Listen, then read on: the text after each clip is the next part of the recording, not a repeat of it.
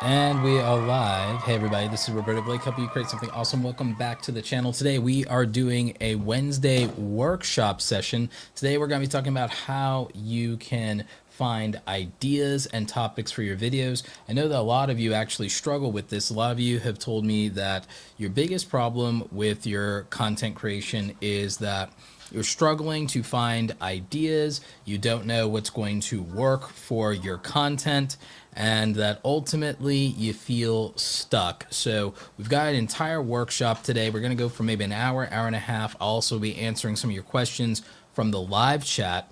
And we're going to be covering some of the things from my presentation that I did at Vid Summit this year. For those of you who don't know, I actually spoke at Vid Summit. I was the opening keynote speaker for Vid Summit, which is a huge creator conference, happens every year in Dallas, Texas.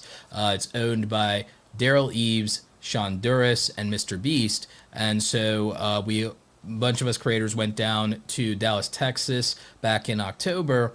And we did that conference. Now, I speak there almost every single year for the last, since 2016. I've been speaking there pretty much every year. And what I'm going to do is I'm going to end up sharing with you guys a lot of what was in my presentation from Vid Summit. And you guys can use the QR code and download the presentation for yourself. But a big part of this is signal versus noise and understanding how to position yourself with regard to your content on YouTube, and also what viewers value more, what they value most, and how to signal that so you can stand out.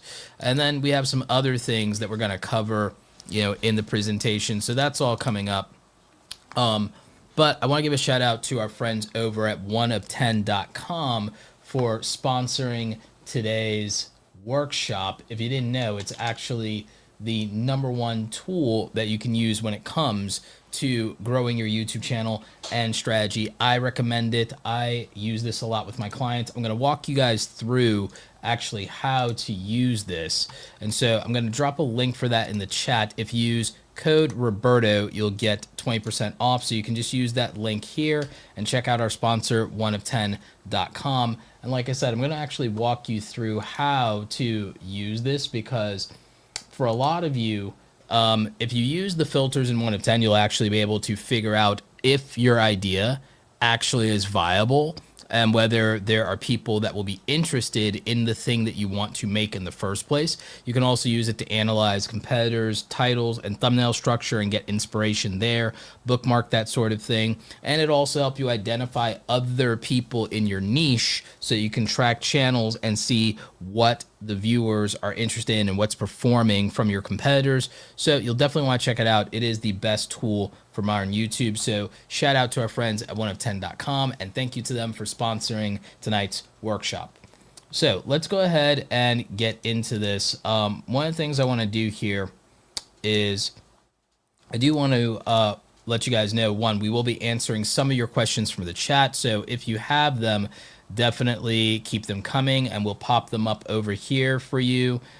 So if you have something you want to ask in the chat, feel free. Usually if you put a Q in front of it for the live stream chat, that'll make it easier for me to know it's a question, and then we can highlight it.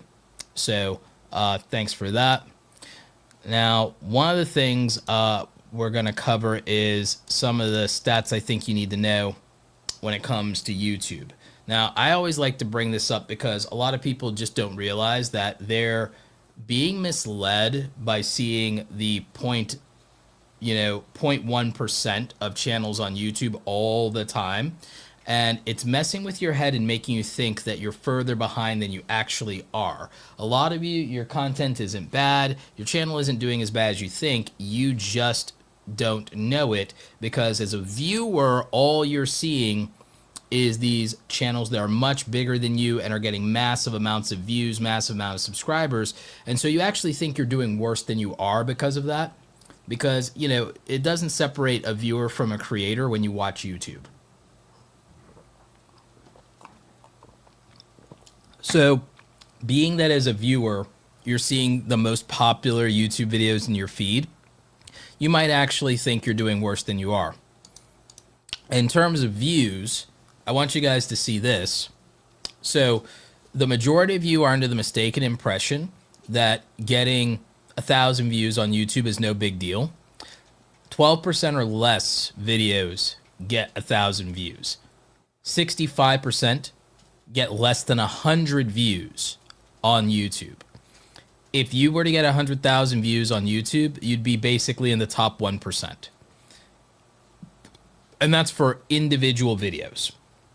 So when it comes to that kind of thing, a lot of you think you're doing much worse than you are, and you need to give yourself a little bit of slack. You need to cut yourself a little bit of a break here. When it comes to live streaming, most of you think you're doing worse than you are. If you had 10 people watching your live stream, you'd be doing better than 90% of streamers. If you have 100 people concurrent or peak on your live stream, you're in the top 1%. But because everyone watches the same 50 streamers that have like 1,000 people in their stream, they think that they're nothing. So I want you guys to know that you're probably doing better than you actually think if we actually go by the numbers here. And there are 115 million channels in YouTube worldwide. I know a lot of you don't want to believe that most of them are active, but according to my contacts at YouTube, you'd be wrong. Much more than half of them are active each month.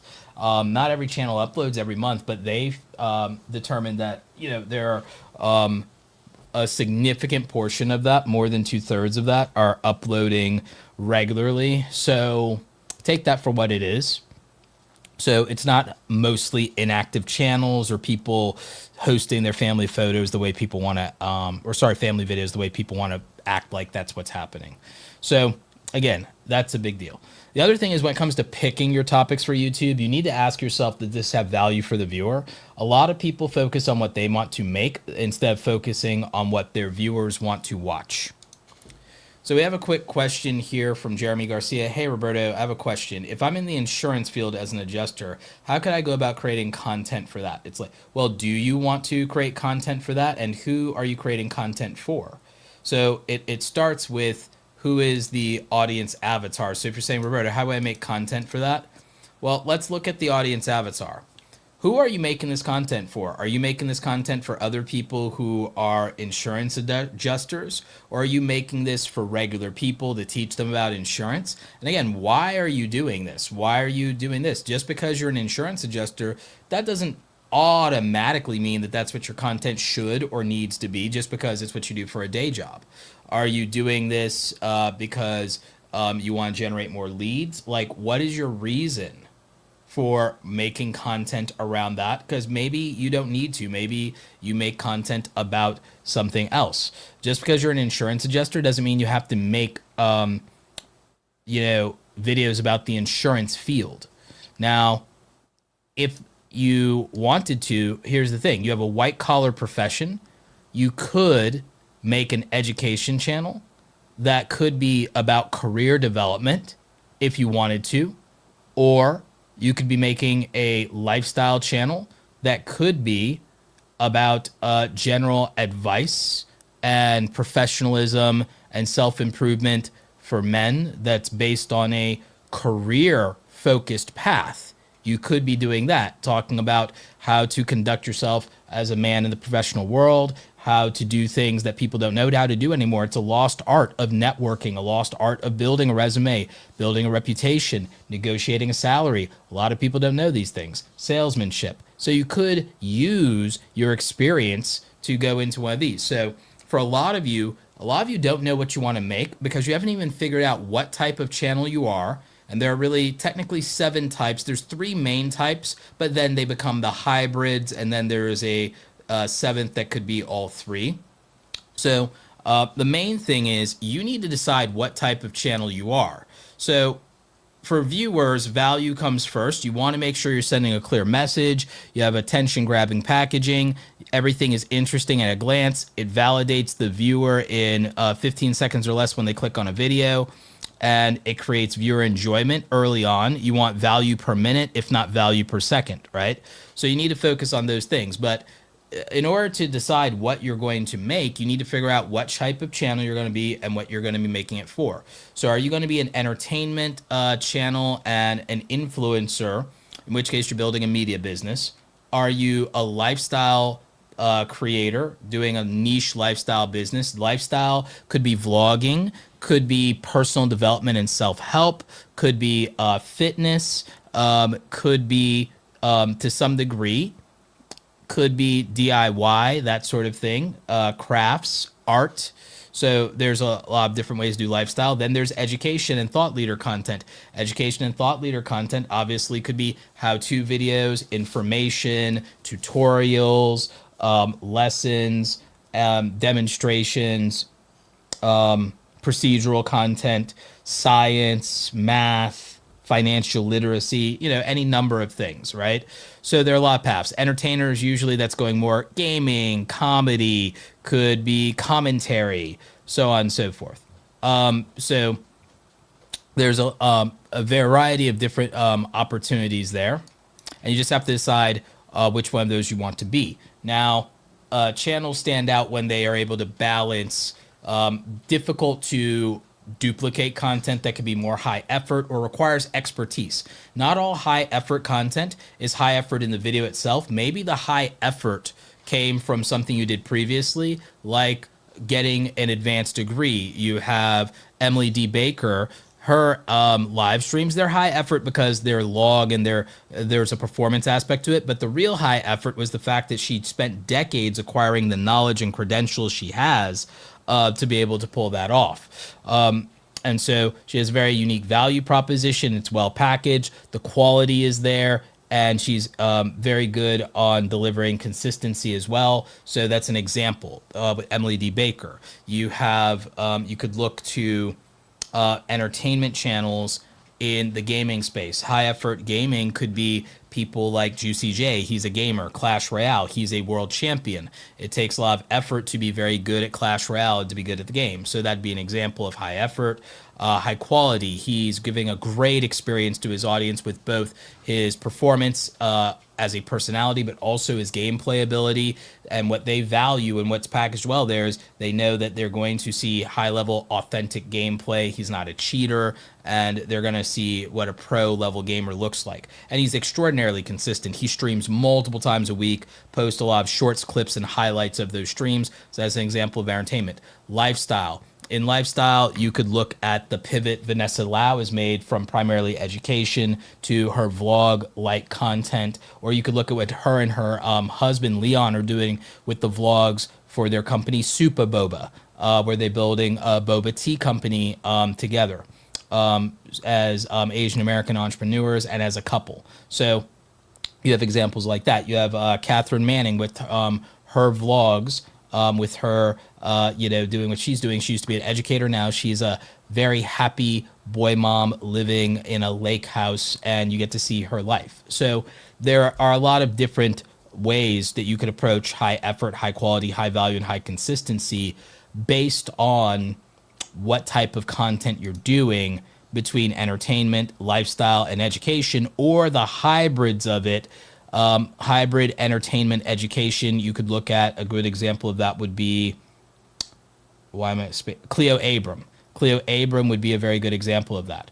Lifestyle and education, you could actually, interestingly enough, look at Ali Abdaal for that, for lifestyle and education being a hybrid.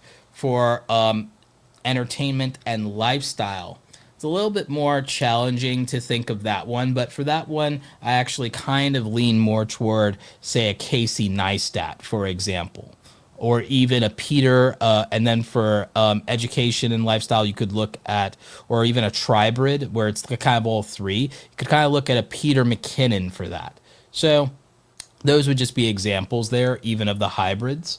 And you need to figure out how your audience views value and what they want. So your audience is going to have priorities, things that are urgent and important to them. They're going to have prejudices. They're going to have things they don't like. Some of your audiences will hate AI. It gives them the ick. So that's a prejudice or a bias that they have. So you just got to think of prejudices as the inverse of preferences. Here are things that because of my values, I really dislike. So some people really dislike AI content, for example.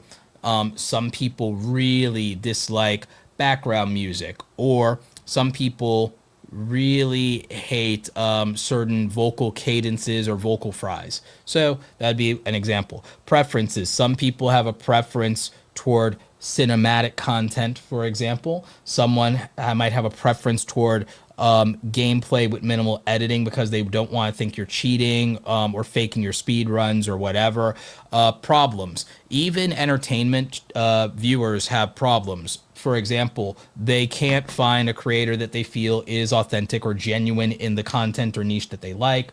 Another problem would be, hey, they can't find someone who posts frequently enough and gives them their fill. Or, oh, they're really bored right now and they can't seem to find something new or fresh that they haven't seen already. So they're looking for that next thing. So these would be examples of understanding aspects of your audience avatar and how to create value for them and what they value more and what they value most. So Josiah has a question. Question, Roberto, how do I create compelling titles for video ideas that don't have any major superlatives or accolades? A video about just a family-run restaurant making great food. No, I think you do have to use superlatives and accolades because, again, if you're not using emotional triggers in the wording, if there's not emotional triggers, then how does someone make this a preference or priority, and how do you stand out? So the thing is, the reason that people use accolades or major superlatives in their videos, in the titles, is not just for the sake of doing it. And again, you may have a bias or a preference where you don't like doing that. But the reason people do it is because A, it works. And then B, the other reason they do it is it works. And then B, the reason they do it is because it helps something stand out and it helps someone make something a preference and a priority. So when you put into a video or something that, for example, if you look at things like Ryan Trahan's videos, he might rate the best or the worst of something, or cheap versus expensive. Those things work because it's unique and dynamic and it creates tension for the viewer and it sets expectations. When you don't do that, a video is just bland and it's less likely to get clicked on. So I wouldn't avoid doing this just because you personally don't like it, because I'll be honest, you're not making a title that you like, you're making a title that people will click on.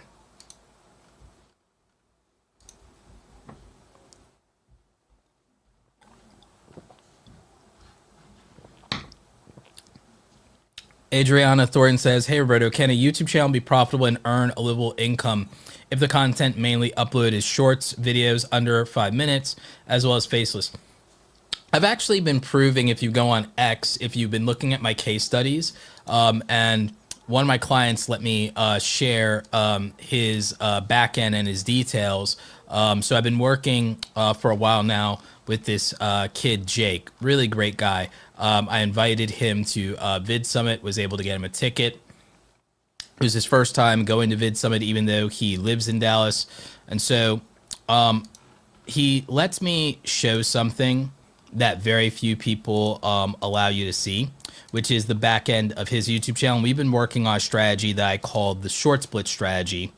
And one of the things we did with the short split strategy is with a focus on YouTube Shorts, and this is last 28 days. We'll go to October to show you what's possible. So in October, actually though, let's go to September. So for the month of September, because in October he got sick, he uploaded 40% less. So we did this short split strategy where I told him, upload 5 to 8 shorts a day on YouTube. And as you can see in revenue, this is just from shorts, from uploading 5 to 8 shorts a day, every day. His shorts are gameplay shorts, so it doesn't rely on his face.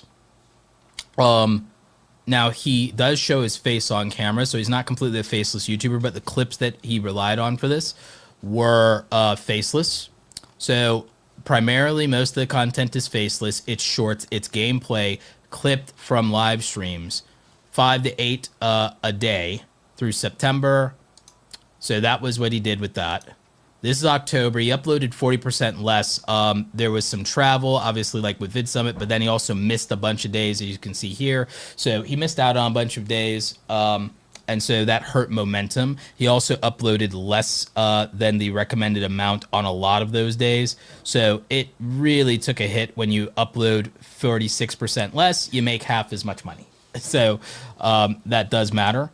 And then so far for the month of November, we are only 1/3 into November.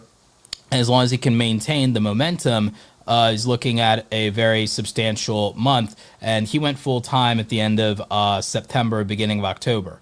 So again, 1/3 into November. If we multiply by 3, if he's consistent, another 10 grand month.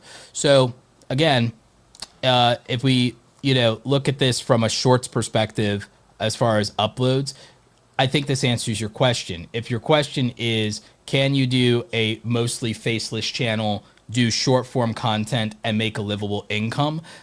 This is 90 days or less of so the answer is clearly yes. And this is only from shorts. So I would say that that's a resounding yes.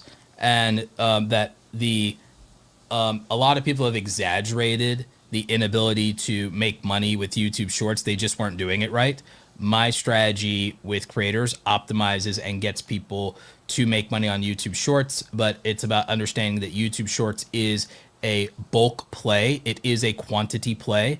And what people value there is they don't value editing as much as you guys think. In fact, people are valuing editing less and less and less these days, unless you're making certain types of content. For gamers, a lot of gamers think that their editing style matters when it doesn't. People want authentic, they want gameplay, they want interesting personalities, they want humor. They really don't care about your editing style, and your editing style doesn't make you stand out. If you want to worry about your style making you stand out, concentrate on your thumbnails more. Your thumbnails would actually do so much more for you when it comes to that sort of thing than the editing style ever could. So people are really overthinking the editing, right? Now that's not for every style of content, but again, more style of content, lifestyle content, people really just want authenticity. Lifestyle content, people want someone authentic, someone relatable, someone who's not a snob, somebody who's accessible, who's like doing things that they feel that they can be inspired to do as well. So they want someone inspiring and authentic. That they can look to as an aspirational figure. Aesthetics can matter, but aesthetics are not always editing. Sometimes that's just your backdrop, your presentation, the decor of what you're doing, or the aesthetic of the place that you travel to, so on and so forth. So there's that. With education content, people really don't value the editing when it comes to education content, except for in some niches. What they really value is the presentation style, how easy it is to learn and not feeling like they're being made stupid or talked down to or intimidated. So they value that. So a lot of you are really overthinking this editing as an identity and as a stylistic choice. That is an old thing from YouTube that people did to stand out. Today, people don't care. If they want to see fancy editing, they will watch Netflix, I promise you. So you see it right now that the reality TV style of YouTube with lifestyle content, reality TV, IRL streaming, there's not a bunch of editing going on, and people love it. And even with YouTube Shorts, a lot of it is not this caffeinated editing. It's just people being really authentic, really chill. The editing is where it needs to be, and where it doesn't need to be, it's not present. And so it's more subtle, it's more laid back. People are kind of over try-hard content, with the exception of the biggest YouTubers. If people want to watch try-hard content, they'll watch a big YouTuber with 10 million subscribers. They won't watch the bargain basement of that person trying to edit their heart out.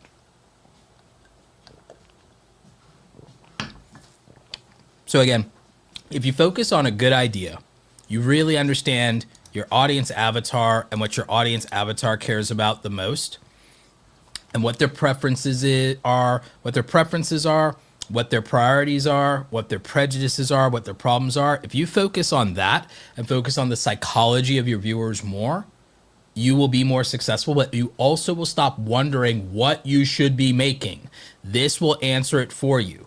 It's like, okay, my audience really cares about this. I will make 5 videos on that thing. And a lot of you, you're also worried so much about being repetitive. Most of you, if you go into your analytics, every single video you upload, 50% of the views are from non-subscribers, 50 to 80% of the views. It's not your subscribers. You're overthinking that. Oh, my subscribers like this. Oh, my subscribers like that. Wrong. 80% of your views, 50 to 8% of your views aren't even from your subscribers. So you're already thinking wrong. And the other thing a lot of you aren't looking at is that for most of you, 50% or more of the views on every single upload, even if it's a new upload, even if it's the same day for long form and shorts, more than 50% of your views on every single upload are from first time viewers who've never seen your content before. So most of you are so hung up on expectations because you see every video, you think everybody else does, or you think a significant portion of your audience is. I promise you, most of you, less than 10% of your viewers are regular viewers, and less than 20% for most of you, the views are even coming from subscribers. So mostly 50 to 80% of everybody watching your content is not a subscriber and has never seen you before. So most of you would be better off worrying about making a good first impression than worrying about whether people are getting bored or whether they heard it before, whether you're being repetitive. You're not. No one is seeing your video back to back. They're not seeing the continuity for the most part. So you're worried about being repetitive because you see every video and you see every edit. They don't, and they don't care. So you guys are misreading the audience because you're not reading the data.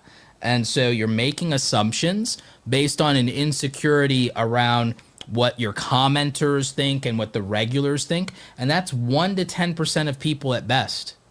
And so you're making entire decisions on your channel on 1 to 10% of the audience instead of the overwhelming majority. And a lot of you don't realize you're doing that. So after this, I have notes for the different type of niches, and I have examples of really great creators in every niche. But again, the biggest focus for most of you is you should really think about your topic. What are your people interested in? What's the most relevant to them right now? And what's going to be a priority for them? What is going to be the thing they're most interested in and attracted to that gets their attention? So you need to be thinking about that. And then what is visually competitive and visually attractive to those types of people? So again, that would be what most of you should be focused on. So Jadani Maria asked, Roberto, what are some practical advice you can help someone overcome the fear and limitation of stepping in front of the camera? I've always been the one behind the camera, but in my head, about getting in front of it. This is a great question. Consider starting small with something disposable like Instagram stories. We all have our phone. Instagram is social currency. Start with Instagram stories and doing those daily, every single day, because they disappear in 24 hours. So it's disposable. So there's less anxiety and stress about it, and you can get used to it. Do that for maybe 2 weeks, and then try doing a video there as a reel before you come to YouTube, and you're worried about that, so that the people seeing it are people you've engaged with, people that has been commenting. A lot of this will even be friends and family. It will warm you up to the idea of talking to an audience. So then after about 2 weeks of doing Instagram stories, try doing an Instagram reel every couple of days or even every day for 2 weeks to warm yourself up to the idea of making content. Now that you form that habit within a month, your nerves should be really solid, and you should feel more comfortable with this. And now you could start making videos on YouTube and feeling like you're less nervous and less embarrassed about it. So I would do that as your warm-up. That's part of my advice. I also have a video on the channel for anybody who is shy in front of the camera. I've made a couple of videos about this. Some of them are a little older, but I've made videos about being confident on camera and being nervous or being shy. So if you want, you can watch those, and I have some more tips in those. Question, Roberto, what do you think of somebody doing all their content live because I have speech issues because of Parkinson's, but I have confidence enough to go live whenever I want? I actually think this is a great way to address that sort of thing. When we edit, we often judge ourselves way too much, and we get hyper conscious in the edit. So I would highly recommend that. Yes, it's a completely viable strategy to just go live whenever you want. So I'm fine with this. Makes sense to me. Jackie asks, Roberto, when you're monetized and under 2,000 subscribers get 16,000 views every 28 days, should you be more focused on views or average duration or depending on your niche? I would actually try focusing if you're monetized. Realistically, if you're monetized, start trying to make more content, especially if your views are a bit lower. Consider making content more consistently, more frequently, especially from a skill building standpoint. Don't worry about hecklers. Don't worry about whether some videos flop or underperform. Just get used to making more content and also shooting more shots and also doubling down on exploring more ideas so that you can figure out a lot more closely on data what your audience cares the most about, what they do and don't like from you, and you can go from there. So I think it'll be helpful.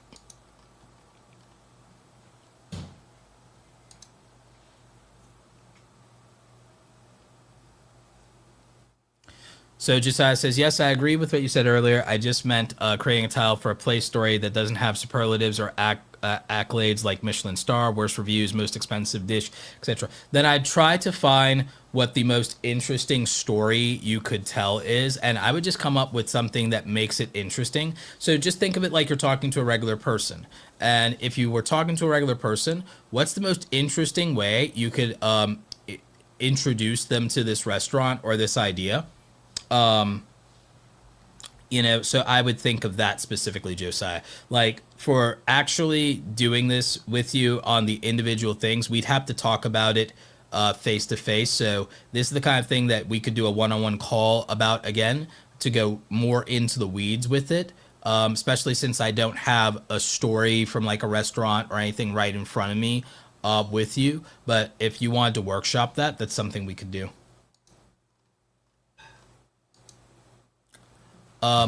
Adolfo says, early on in making content, should there be a balance in funneling viewers to an online store with digital products? So early on, from a business standpoint, if you are doing a business, and I'm glad you brought this up. So let's look at one of the slides from earlier. The business model for like some content creators. Some content creators just focus on making media, like entertainment channels, for example. Entertainment channels are a good example of this, right? So if somebody is, oh, I just do gaming, or oh, I just do a comedy sketch, or oh, I just do commentary and I want people to laugh or whatever. If somebody is just purely an influencer and they're building an entertainment business, then their business model is that they're a media empire and mostly they're going to monetize ad revenue, sponsorships from brands, and donations and memberships from their audience, and maybe once in a while they'll sell merchandise, right? So if you're asking about funneling viewers to an online store with digital products, my assumption is that you're an education channel. If you're an education channel, it's your business model, then I don't see a problem right off the bat with doing that funnel, because you aren't going to benefit the most from just growing your audience, growing a YouTube channel. Your entire point is to grow a business, I assume.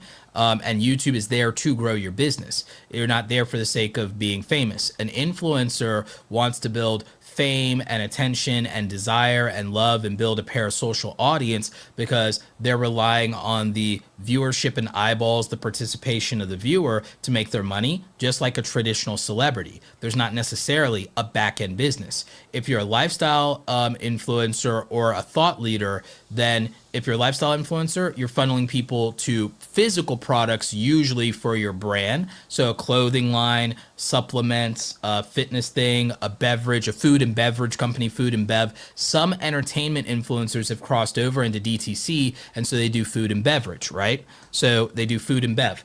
If you're doing education content, though, the entire business model for education thought leaders is eventually to sell a product or a SaaS or a service.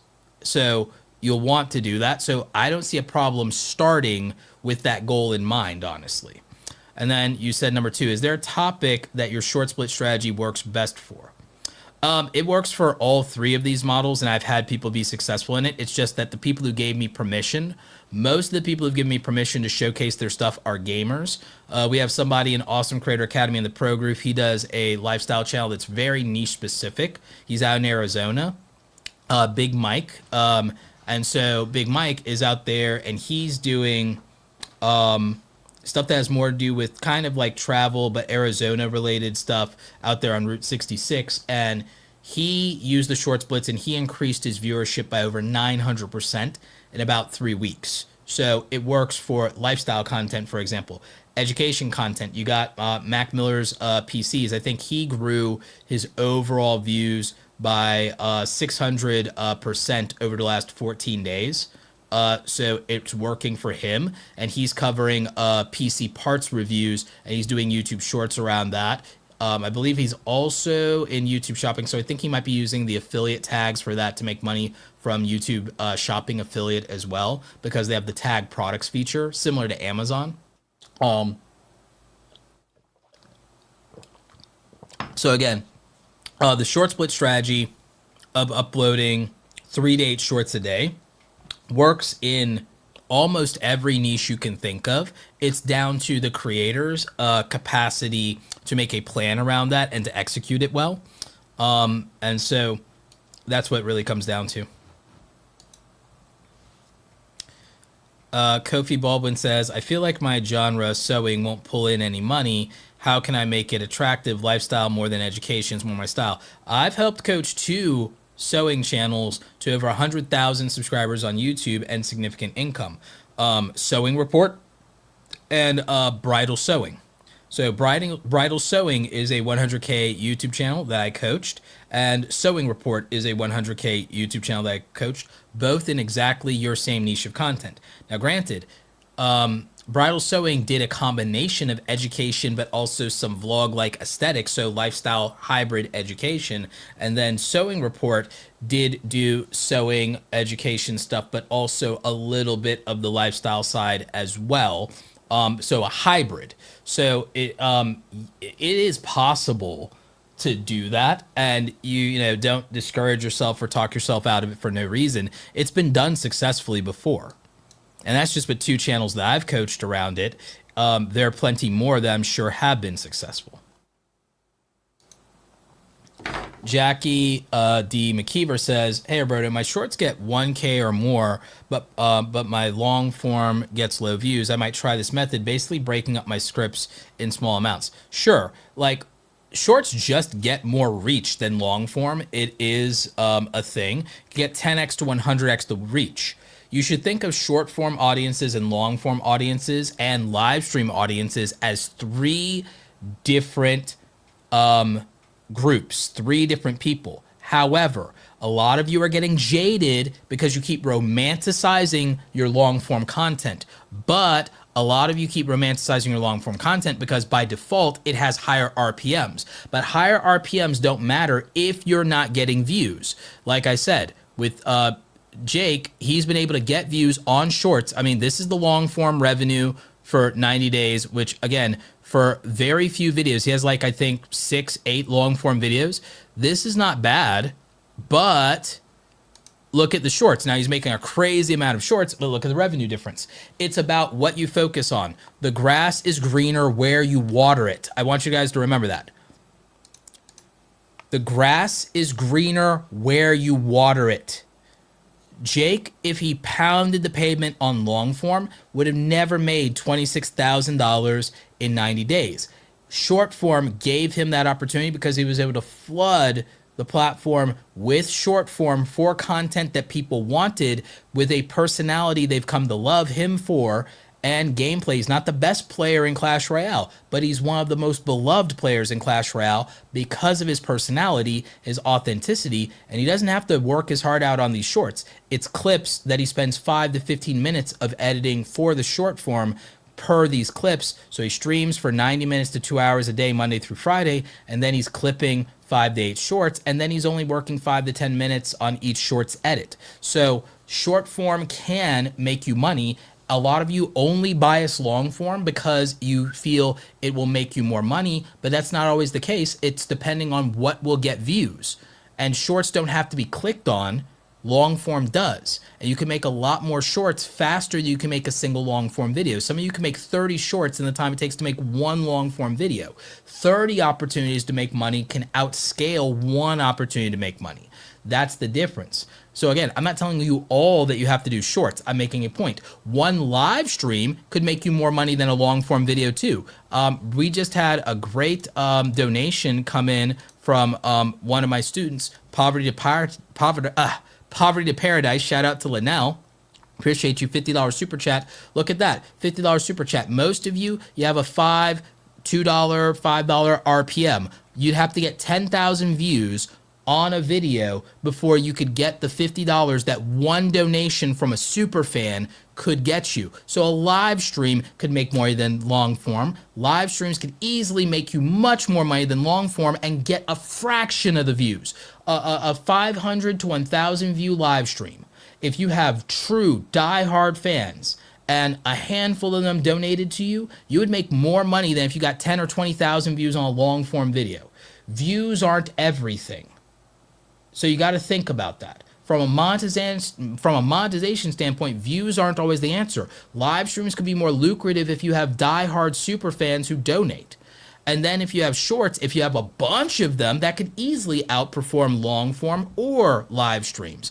And with a long form video, sure, it could in theory make more money, but only if people click on it. So a lot of you have an incredible bias towards your long form videos. But I think the only reason a lot of you have a bias toward long form videos is because they have a higher RPM and they're said to earn more money. If everything earned exactly the same amount of money, I don't think you would have a bias toward making edited long form videos. I'm not just talking about Jackie, I'm talking about all of you. So I'm making a bigger point. I'm making a bigger point that for a lot of you, you are disregarding short form, and in 2 to 3 years, a lot of you are going to wish you had a shorts form audience, because once shorts goes to 50 cents, right now it's 20 to 30 cents. Well, it's closer to like 10 to 30 cents RPMs for shorts, but it gets 10 to 100 times the views of a long form, and you can make 10 to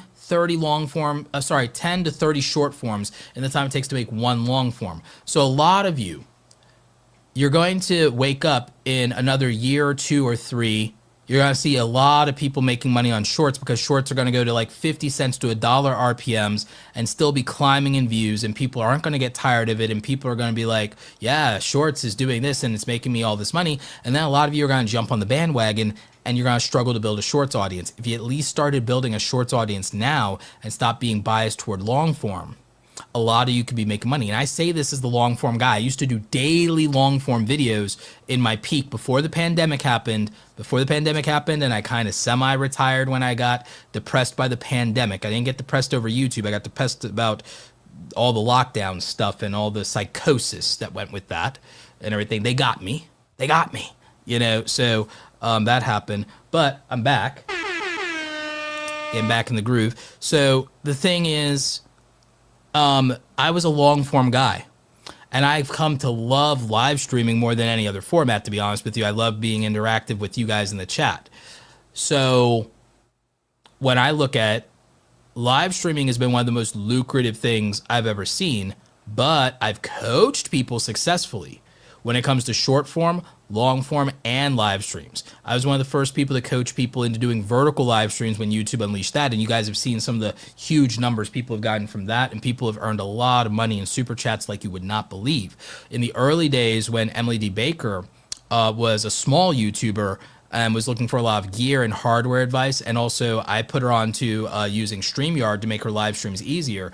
I actually gave a lot of advice because we were in clubhouse rooms together for a long time, to my friend Emily D. Baker. So we were friends before her big blow up on YouTube, and she's huge now. She's one of the top 10 podcasters in YouTube of all time. So, YouTube CEO Neil Mohan shouted her out at the Made on YouTube event. They've used her in promo stuff. So Emily D. Baker is great. But again, a lot of people will, oh, you can't make a living live streaming on YouTube. Yes, you can. Emily D. Baker does. Lead Attorney does. A lot of the law tubers blew up, during the pandemic. So there's not one path to YouTube. You could do it with live streaming, podcasting, short form, long form. You could do it with multi-form content, and all of it is valid. So it's just a matter of implementing the strategies correctly and understanding your audience and what their preferences, prejudices, priorities, and problems are, and adapting your strategy to create value for the viewer. Because you got to remember, it's not about what you want to make, it's about what they want to watch more than anything else. And then you just have to correctly be monetizing that and build a dynamic strategy around it. So this is a lot of what I try to teach you guys in a lot of these workshops. So, you know, this kind of here, this diagram that I put together is meant to help put some of that in perspective of how to understand what to make for your audience and what they want. And when it comes to a lot of this, you know, again, we can use great tools like One of 10, linked in the description there. We can use these tools and it can really help us to better understand what our content needs to be in order for us to succeed. So it's something that I want a lot more of you to really see the value in. So I'll give you a primary example. When it comes to your channel, and we talked about finding topics and such. So let's look at, for a camera channel, for example, Sony A7 IV is like a hot topic right now. And so if I were to filter for channels, I'd want to filter out huge channels and say, okay, don't show me channels with like huge subscriber counts, and show me channels that are getting like decent views on this topic right now. And only in the last, let's go even with the last month.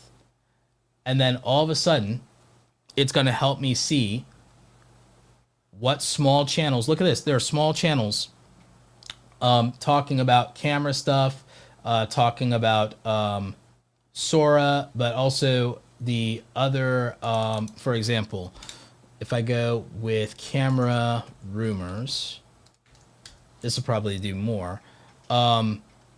There's a bunch of camera rumor stuff out there. Here's somebody with 8,000 subscribers, 61,000 views. This guy did something wild. I'm not going to ever do this. Can an iPhone really catch a bullet? 71,000 views.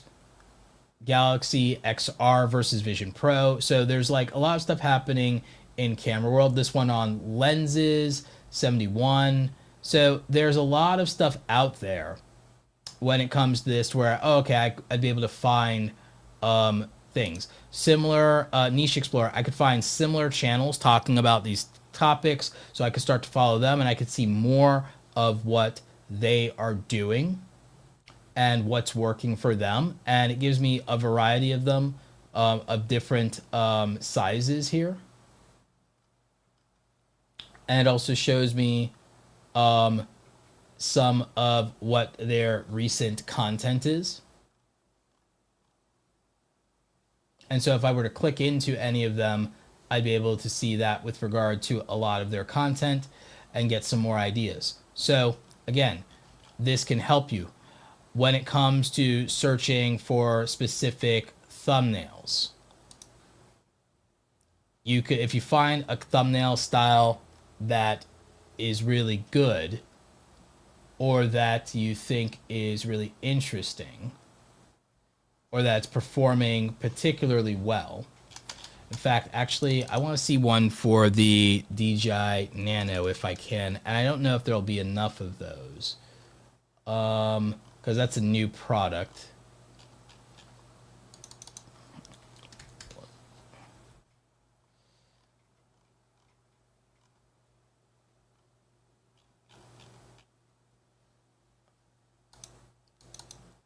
DJI drone. Let me see if it actually is going to go with. Fortunately, there's a lot of. Oh, actually, this one's really good. There's a lot of war drone stuff going on. So for travel and things like that, I could get inspiration from some of these travel thumbnails. This actually would have been good for a client of mine that went on a trip to Mexico recently. So there are a lot of things you can do to try to sort out, okay, what's getting views right now in my niche? What's the best looking type of thumbnail in my niche? What are the titles that people are using to get clicks in my particular niche? So that's the kind of thing you want to look at. Now, with regard to Ikigai, as much as I say, hey, it's not about what you want to make, it's about what they want to watch, you also have to make things that you would be somewhat passionate about. It doesn't have to be your number one passion. It could be your number two. It could be number three. But you have to be, you have to like what you're doing. But if you like something and you're really bad at it, you can't create value for other people. So you need to actually be good at the thing that you like. So that narrows it down. So a lot of you will say, oh, I'm multi-passionate, Roberto. I don't know what to make. I'm multi-passionate. I have so many things. Can't I make a variety channel?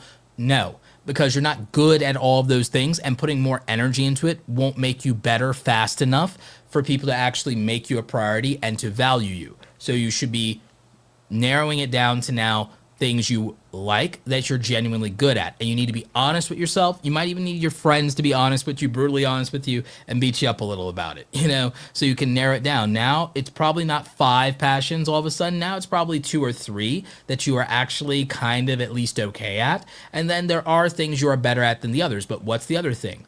Is this something that can make money, and can you find examples of ways people make money that agree with you, that you're capable of, that agree with your ethics? So if you don't like the business model, or you know you wouldn't be good at the business model, then that disqualifies it too. So that probably takes you down from, you know, 5 or 3 different passions down to 1 or 2. Now you need to look at how big the market is for those passions, and you need to figure out, okay,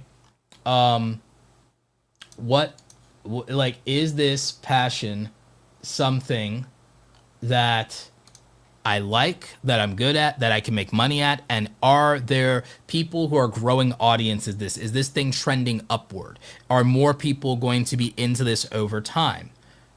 So if the answer is yes, then that probably narrows it down, because it's probably not true for both of those things. Both of those passions that you've narrowed it down to probably don't fit all 4 criteria. And even if they did, it probably scores more points on a 1 to 5 scale, and gets closer to that 20 points. One of them probably has got, you know, closer to 20 points than the other one. So you would pick that, and that is going to be what you make content about. So that would narrow it down, and that becomes your niche. That becomes what you're going to pick. Now, when it comes to building out your brand, you're going to pick topics within that niche. The niche itself is not a topic. The niche is the collective community around that, the community that you can serve, that you're passionate about the same things as them. You have skills that create value for that community, and you're able to build a business model where you can monetize that community. So the community is what the niche actually is. And now you pick topics in your brand that let you serve that community and show up for that community. So then you want to start defining the topics. We usually pick, you know, 5 main topics to build our content pillars or themes around. We try to make a unified theme with 5 topics in it. You want to make sure you have skills to be able to elevate the quality of that content so that you're bringing that to the table. You want overall purpose, and then you want something to transform for the audience. If it's entertainment, you want them to watch your videos and feel joyful, or feel entertained, or feel really good about you. So there's a transformation of, oh, I'm having a good time. I was having a rough day at work or school, and now I'm having a good time. That's a transformation. Hey, I felt stuck. I couldn't solve this problem. Now I can. That's education. Okay, cool. Lifestyle. Oh, I feel inspired and motivated to do this. Or, oh, I feel so much more validated seeing somebody like me, whatever. So that's a transformation.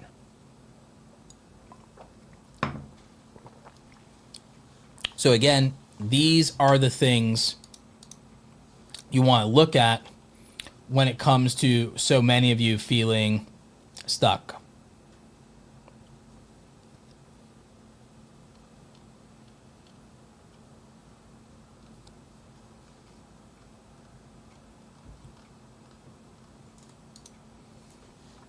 Someone says, question, I know it probably doesn't matter, but if I forgot to add, I only have 7 subscribers. Again, just, work on it, build up your confidence as best as you can, but also with the live streaming, again, if you do vertical live streaming, you'll reach more people, and it doesn't matter what your subscribers are. And YouTube is actually integrating a combination of vertical and horizontal live streaming. So, yeah.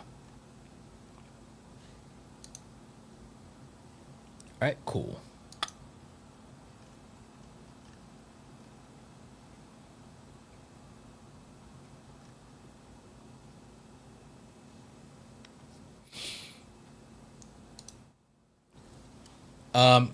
Should I have multiple channels if I want to try out different genres?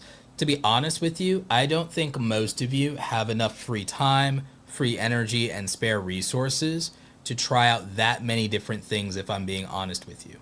I think a lot of you need to just get a pen and paper and do the Ikigai exercise and write down things, because, again, you could like a lot of things, but you're not good at a lot of things. You have limited time and limited energy.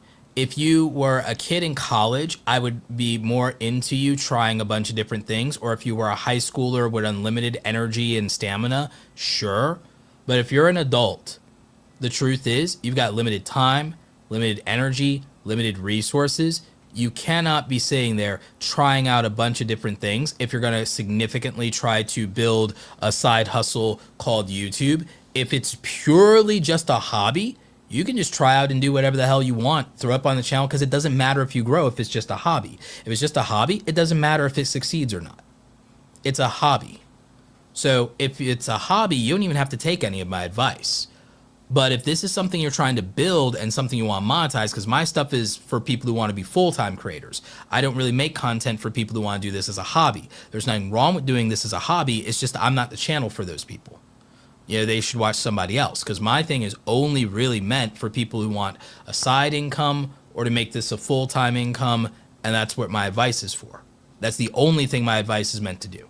So with that in mind, if something is, I would not sit there and tell someone to try out 5 different businesses or 3 different businesses. I wouldn't. I don't think any of them will be successful if they do that, on average. So I would do the Ikigai exercise, and I would narrow it down and figure out what can you make money at, what are you good at so you can create value and have an unfair advantage, what are you passionate about so you won't get bored and quit this thing, and what has a big enough audience to be successful at monetizing, but also, frankly, to satisfy the creator's ego. Because going into a niche that is small is not really worth it for most people, because they get frustrated and they fall out of love with it really quickly because they're not getting what they want out of it. So for a lot of you, if you have a very, very niche interest or hobby thing, that's probably not the thing to make content about unless you want it to stay a hobby. If you want it to be a business, small market, unless it's a small but very affluent market, probably not worth it for a lot of you. So, or if it was a small market and nobody except for you can serve that market, then that's a good idea. Like if it's a small market, but you could have absolute market dominance and no one but you can serve that market, or no one can serve that market the way you can, and you have an unfair advantage, then you could have a monopoly on the market, or at least a monopoly of merit where you are just the dominant force in the market, then by all means. That's an exception to the rule type of thing. Or if it's a small market, but it's uncontested and there's a lot of money, then yes, absolutely. So, or if it's a small market, but you can prove that it's an emerging market that's going to matter over the next 15 years and you're early, then yes, that's also an example of an exception to the rule that's worth it. But like I said, those would be areas of focus. I'm going to preach focus. I'm not going to preach variety. But if you, in terms of exploring things, if you're going to explore things, and okay, Roberto, I just really don't know who the hell I am and I need to figure myself out, fine. Go on an exploratory journey, do one YouTube channel, make a bunch of different content, throw spaghetti at the wall, see what sticks, do 100 crappy videos, see which 20 of them actually did something. From that, narrow down what you want to move forward with and what you can move forward with. And then you can unlist or private all the other irrelevant content, and then double down and focus the next 3 to 5 years on just the one thing that worked out or stood out or performed or that you liked the most, and then do that. Because I understand some of you just don't know who the hell you are. That's fine. Not everyone has themselves figured out. Not everyone knows what they're good at, what they like, and the rest of it is figuring out what other people like or will pay you for. But if you don't know who the hell you are, it's really hard to find a focus for making your content. So if some part of you still, for some reason, needs to figure that out, then you can do that. And my answer to it is make whatever the hell you want, do 100 videos, see what sticks, then pick something, and then commit to it for 3 to 5 years. So that would be my answer.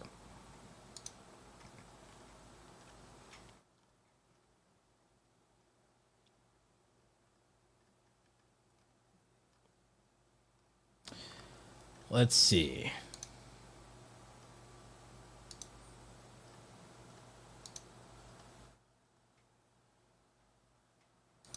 Yeah, shorts can definitely give you a lot more subscribers in a lot of cases because the amount of reach it gets for completely new first-time viewers is unprecedented.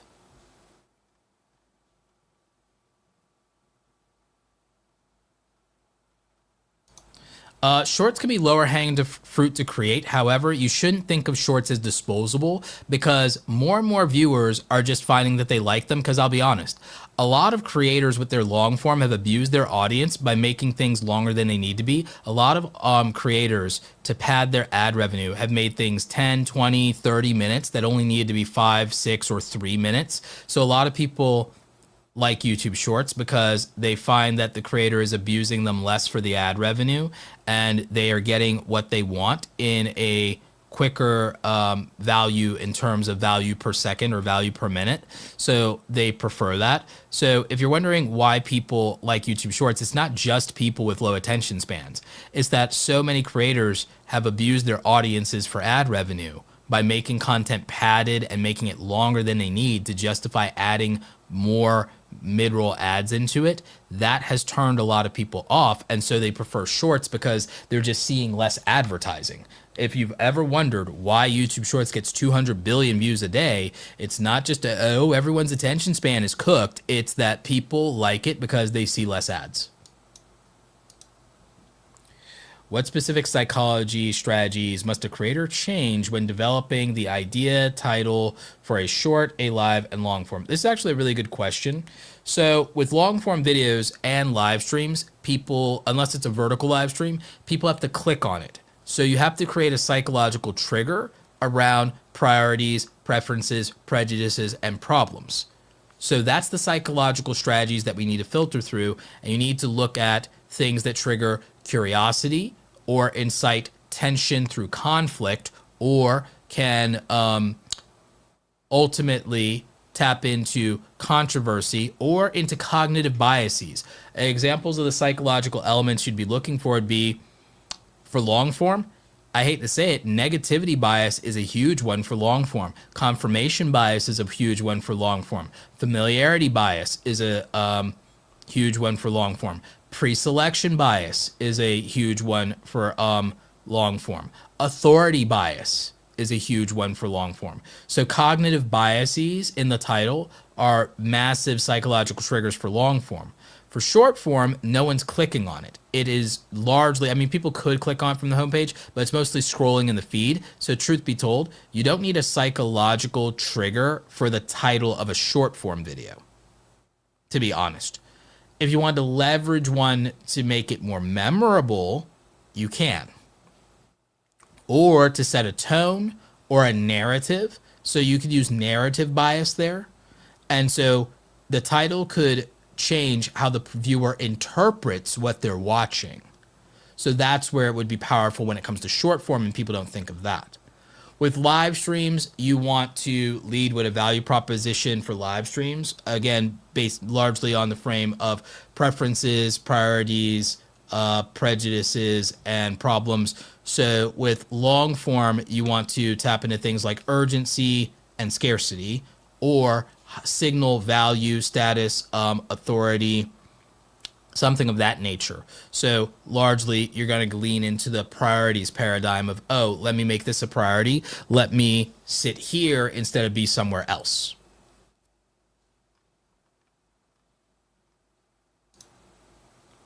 Yeah, so I think I answered that one.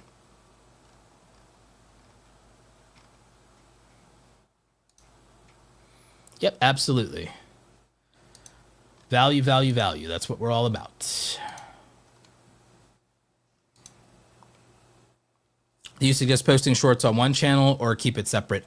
Most of the creators that I'm working with, we're approaching everything with a multi-format and a multi-platform strategy. So right now, I don't remember or know how many live viewers we have on YouTube. I imagine it's almost 100 live viewers on YouTube, but we have 6 platforms we're streaming to right now, multi-streaming.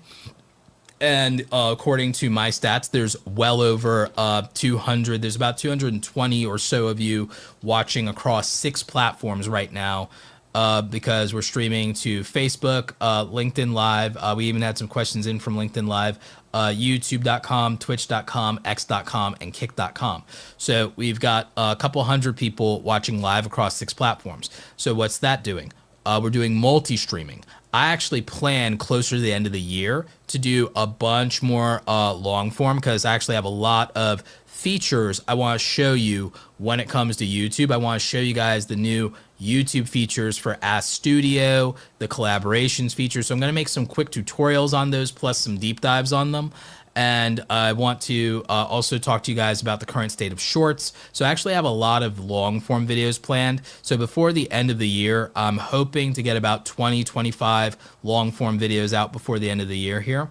25 more, I should say. And then toward the end of the year, I am looking at a short strategy based around covering questions from you guys in Twitter specifically. So everyone follow me on x.com/Twitter at Roberto Blake.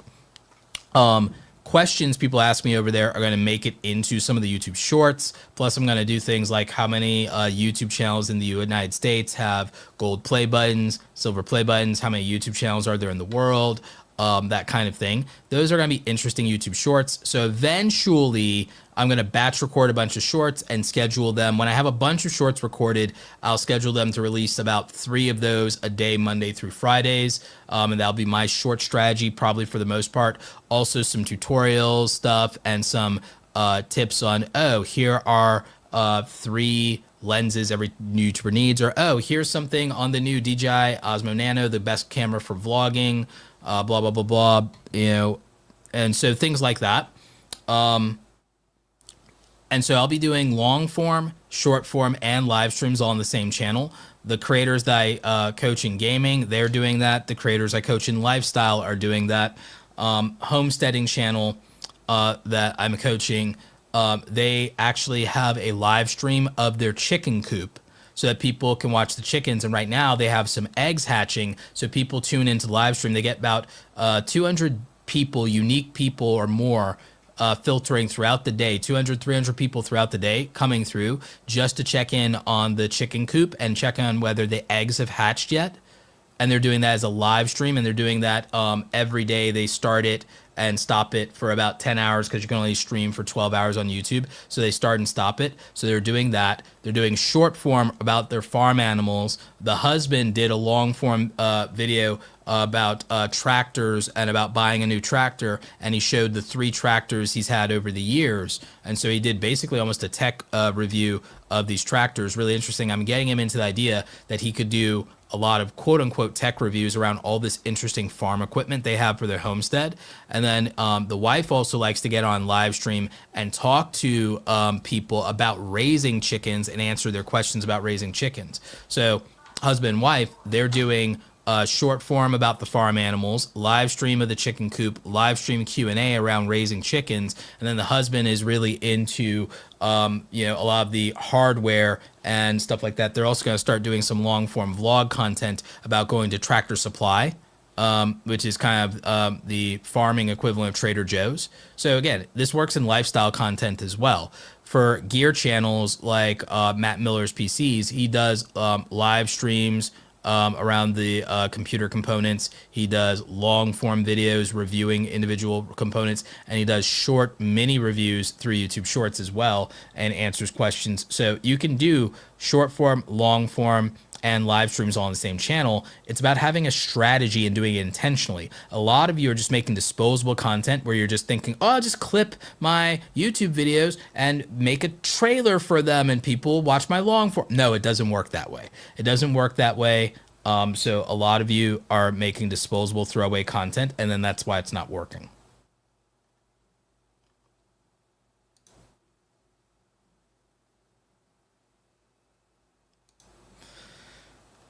Thank you for the $20 super chat. Says, I have an idea for a YouTube channel that is rock solid money maker. And there's absolutely nothing like it on YouTube. Oh, interesting.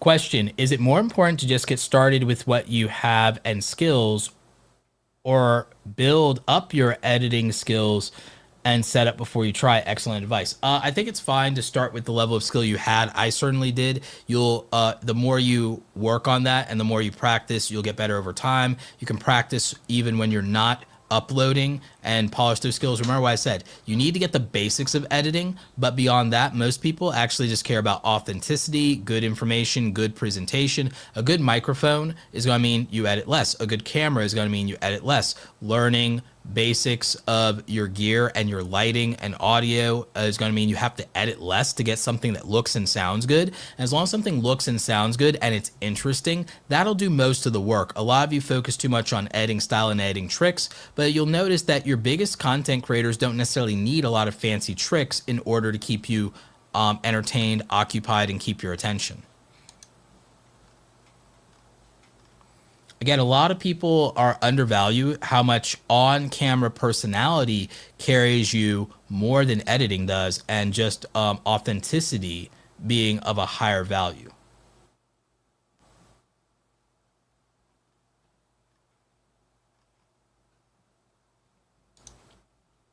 Stalo Studio says, I started YouTube channel 10 years ago. Haven't posted since. I want to start posting in a different niche. Should I use the same channel name or create a new YouTube channel?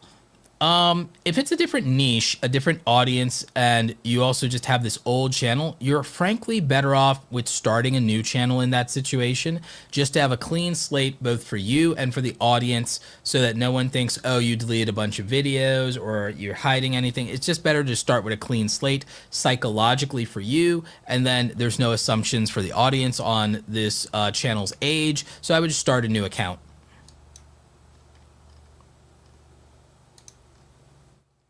Any tips for battling burnout? I took the past year off, looking to get back my groove and enjoy making content again. A lot of you are confusing burnout with either one, depression, overworking, or just generally being dissatisfied, and you're calling it burnout when it may not be that thing. So I want you to really go through, maybe talk to an AI and use it a little bit like a therapy bot, and actually figure out for sure if what you experienced was burnout, or if you were overworking, or it was depression, or whether you just got bored with the thing. So I would actually say that's important.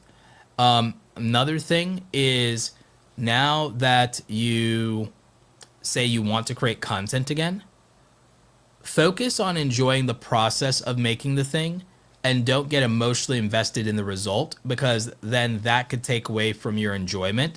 So make things for the sake of making things, and put yourself in a position where making the thing is a good enough reward for doing it, rather than being validated by external factors, because a lot of you are mistaking the fact that you're unhappy with your results and it's making you sad or depressed or frustrated, and you're mistaking that and being discouraged for being burned out, because everyone has decided to use burnout as a catch-all phrase. I'm not saying for sure that you're doing that, but again, I would explore that with like ChatGPT or some other AI bot, and use it kind of as a therapy bot, and really get to the root of what, whether you were burned out, and B, if so, what was causing it. Then I would address the actual cause, and then I'd just put yourself in a position and come up with a plan with your AI chat therapy bot to not be in that position again.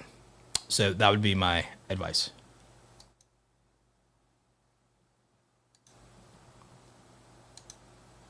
Yep.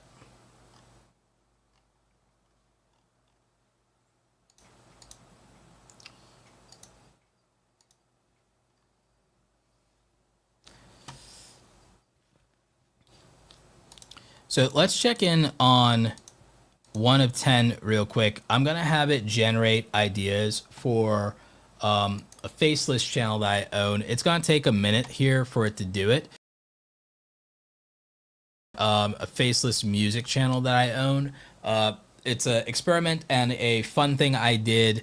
It did almost 2,000 subscribers. It still gets views, ton of views, and it did, in my opinion, it did really well for something I was mad inconsistent at. So we'll check back in on that and see what ideas it came up with.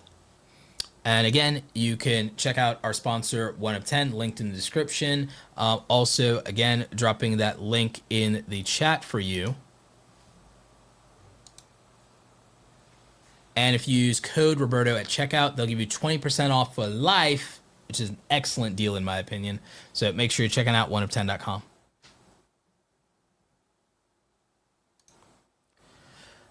Kofi says, hey, Roberto, I've seen you grow so much over the years. Excellent advice. Love your expertise. I will build up my number of videos to be enough for you to be able to help me. Okay, cool. Yep, no worries. In general, just practice is the key here. Got too warm in here. It's like I put this on because it was super cold. So I like put this super padded, like, you know, sweater on because it was super cold earlier today. I don't know if a lot of you saw that cold snap earlier, and now it's getting a little too warm. So I might have to switch over here in a second. In fact, actually, I think I'll do that while I bring up the ideas that 1 of 10 gave us and we look over those real quick. So quick costume change on my part.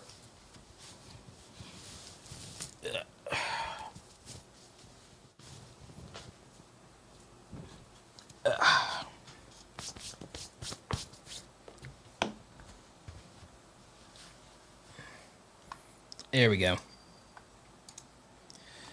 Besides, now you guys can, you know, see that it's like the gains. Like Roberto's been hitting the gym a little bit, so you can see it's been paying off. And you can now see how much padding that jacket really added there. But anyway, we've got our feedback here from 1 of 10. And so it has something for us. So we're going to switch over to camera 4 here. So this is for a faceless lo-fi music channel. And it actually did, in my opinion, a really, really good job with both titles and thumbnail ideas with its idea generator. Late night lo-fi vibes to clear your mind is actually perfect for this channel, and actually got the character from, or the main character that I use in a lot of the videos pretty accurately. So that's actually pretty cool. I wouldn't necessarily download this exact thumbnail, but I actually have something like this from the artist that I had to create my character. And when I've commissioned my character from an artist. I based the character on my 2 younger sisters. And now I actually do have a means of, and I paid like that artist like hundreds of dollars over a certain period of time. But now that I have the character and I own the character, I can actually create it in different poses if I do use an AI tool. Now, what I would pay for is, I have paid for, and some of you will notice some of it and some of you won't. On that channel, I've done both paid animation, where I paid hundreds of dollars to have an animation created. And then I've also had animation created with AI. And the thing is, the quality came out roughly the same in both cases, with the AI being cheaper and faster, but the quality being the same. But I own the character, and I have a lot of different poses and things for the character and a character sheet. So a hybrid model a lot of you could be using, by the way. And this is just kind of an aside. As an aside, a lot of you could pay an artist for the character, and then you own the rights to the character, and you have the copyright, and you have a human for the start. You have them design the character, and you have them make a character sheet with facial expressions and different poses, and you can pay them for that, whatever's in your budget and whatever they agree to. Then your next step is if you're going to then from there use AI, you can use AI to animate the character based on that. And it's appropriate because it's not any kind of theft, because it's your own intellectual property. It was work for hire, and you started with the base of hiring a human being. You can also do something similar if you let a voice actor know that you want to pay them to read some lines, and you pay them whatever their fees are, and then you're capturing that, and you make an agreement, and they know straight up that you're going to use this for a text-to-talk service type thing, and use them as a voice filter if you want them to play a character for something that you're doing. So that way you can then create a tool that has text to talk, but now has these real life character actors. So you could do that. So that's something to think about. Now, going back to what I said for this lo-fi channel, this actually came up with perfect ideas for this, in the sense that late night lo-fi vibes to clear your mind is perfect. Focus better with these chill lo-fi beats, perfect. 1 hour of calm lo-fi deep concentration, perfect. Probably would change the word from concentration though. Smooth lo-fi to help you sleep through anything. That's actually not bad. I would change the thumbnail for this by a lot, but the setup for it is actually kind of on brand. The relax instantly with this lo-fi mix, no copyright, that's actually perfect, to be honest. This one is one that I would consider animating. I would download this and animate it, honestly. I might even do that. I would download this and animate it and create a loop where the wind blows. I would probably change the background here.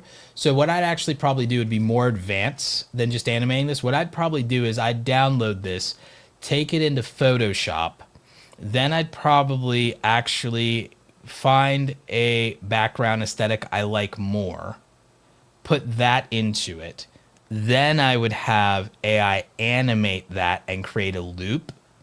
And so that's probably what that would be. So again, this actually did a really good idea generation in terms of several ideas, because I actually think that this one could be really good, this focus better one, and the late night lo-fi vibes one. I could see those actually working out. So both the ideas for this were good, the titles were good, the thumbnails were good here. For a different channel, for a photography channel, I feel like some of these were actually on brand and pretty good. They're not exactly one-to-one perfect, but they set up really well, especially this this lens trick doubled my reach, and then it shows the camera lens and it shows this hawk. That's not bad. So it's a decent setup there. So again, this is at least meant to give you a starting point if you're stuck. So I actually think that it does a pretty decent job there for what it is. So again, just a thought.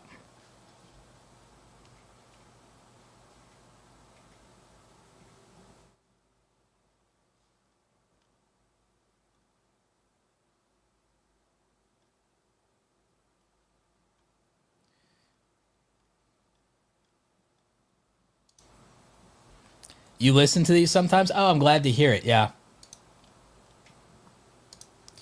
When starting a channel, how often should I aim to post? I have a full-time job and plan to do YouTube on the side. Actually, I have a really, really good answer for this for a lot of you. In fact, so in terms of how often to post when you start, if you have a full-time job, I think I have a really good answer for this for a lot of you. So a lot of you, you work a 9-to-5 job, you work 40, 50 hours a week. So you've only got maybe 10, 20 hours a week to make content. This is why a lot of you need to not listen to the big YouTubers about quality over quantity when you're starting. You should try to make content that is not bad to the best of your ability. But let's be honest, when you're just starting and you have no time, no energy, no resources, no money, it's probably not going to be the best content ever. You probably can't. You can only do the best content you are capable of with the limitations you have. Therefore, my actual answer to this is, if you know you only have 10, 15, 20 hours a week after work, and you still got to take care of yourself and you still got to do all the things, the answer is going to be you need to adjust your expectations of the quality of your content to match your lifestyle. So first of all, you have to consider what your lifestyle is, your time, your energy, and your resources. And time and energy are the big one for most of you, okay? Plus, you're still learning all these things and trying to find time to learn how to do this. So the process for what you're doing, for what you're even making, you don't even have a process for making the best video possible because you don't have the experience to make the best video possible. So you're still working within that constraint. Most of you should tone down your fantasy of what the video could be and then think about what it should be to not overwhelm you. And so a lot of you should figure out how to make a video that takes you less than 5 hours to make, even if it's not what you envision in your mind. You don't have the time, energy, and resources for that right now. So you have to bring it back down to earth of what you can do and not be overwhelmed. Because if you spend 5 hours on that video, you could still say, okay, I can make another video this week, or I can polish this a little bit more. But if you start with the idea that you're going to spend 10, 20 hours on a video, you're going to get to a point to where you spend 10, 20 hours and it's still not finished. It's still not ready. It's still not to your satisfaction. A task takes the time that you allot to it. It fills the time that you assign to it. So you need to assign less time to the video, and then with the remaining time left over, you have more room with that soft deadline you gave yourself to polish it a little bit more if you're still not confident in publishing it. More importantly, you get to spend more time packaging it in terms of titles and thumbnails and having options there. So what I would say is a good posting cadence is to try to get to a point to where you can consistently get 1 to 2 videos out a week for most niches.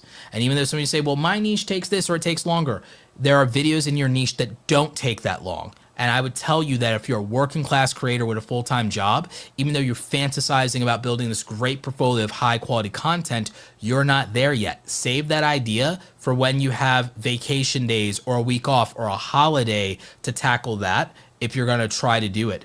But the reality is a lot of you need to build up doing faster content and learning faster and putting more stuff out, gaining experience, and not putting your heart and soul into videos up front that probably won't even have an audience up front, because no matter how good you film and edit, you probably still aren't going to make the best thumbnail or the best title for that video, which is really what's going to decide the views, not how well you edit it, not how well you shot it. It will be decided by the topic, title, thumbnail, and timing, and it's very hard for you to get that perfect when you're a beginner.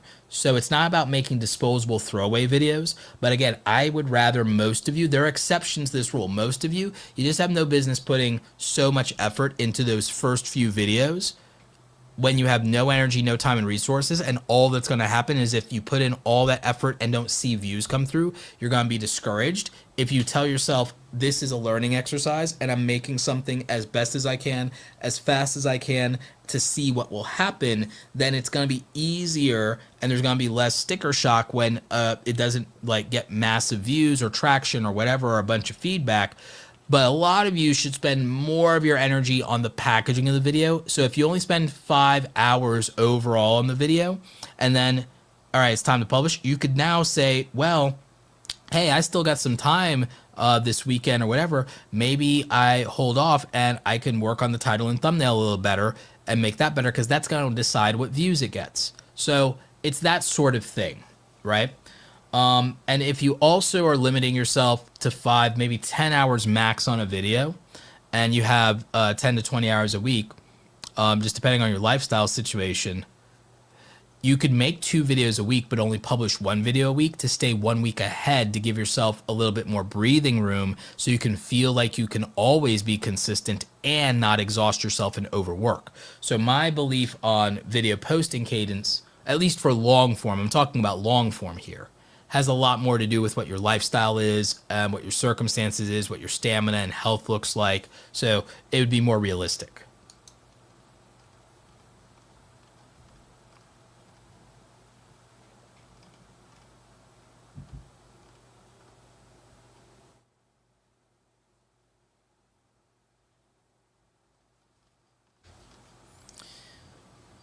Yeah, yep. batching content, banking content, some people call that. Also, again, like hybrid, like when it comes to AI stuff, I believe in being a hybrid creator when it comes to AI stuff. So like I like the base of something starting with a human being and then using AI as a way of modifying or improving it. Cause like my thought is a primary example. I think that the future is going to be the next Walter Disney is going to be a kid using AI, because I think what's going to happen is you're going to have a kid who has great stories and is poor. But they're poor, but they have great stories. They have a vivid imagination. And that kid's going to sit there and they're going to draw every day and they're going to have this great sketchbook of ideas.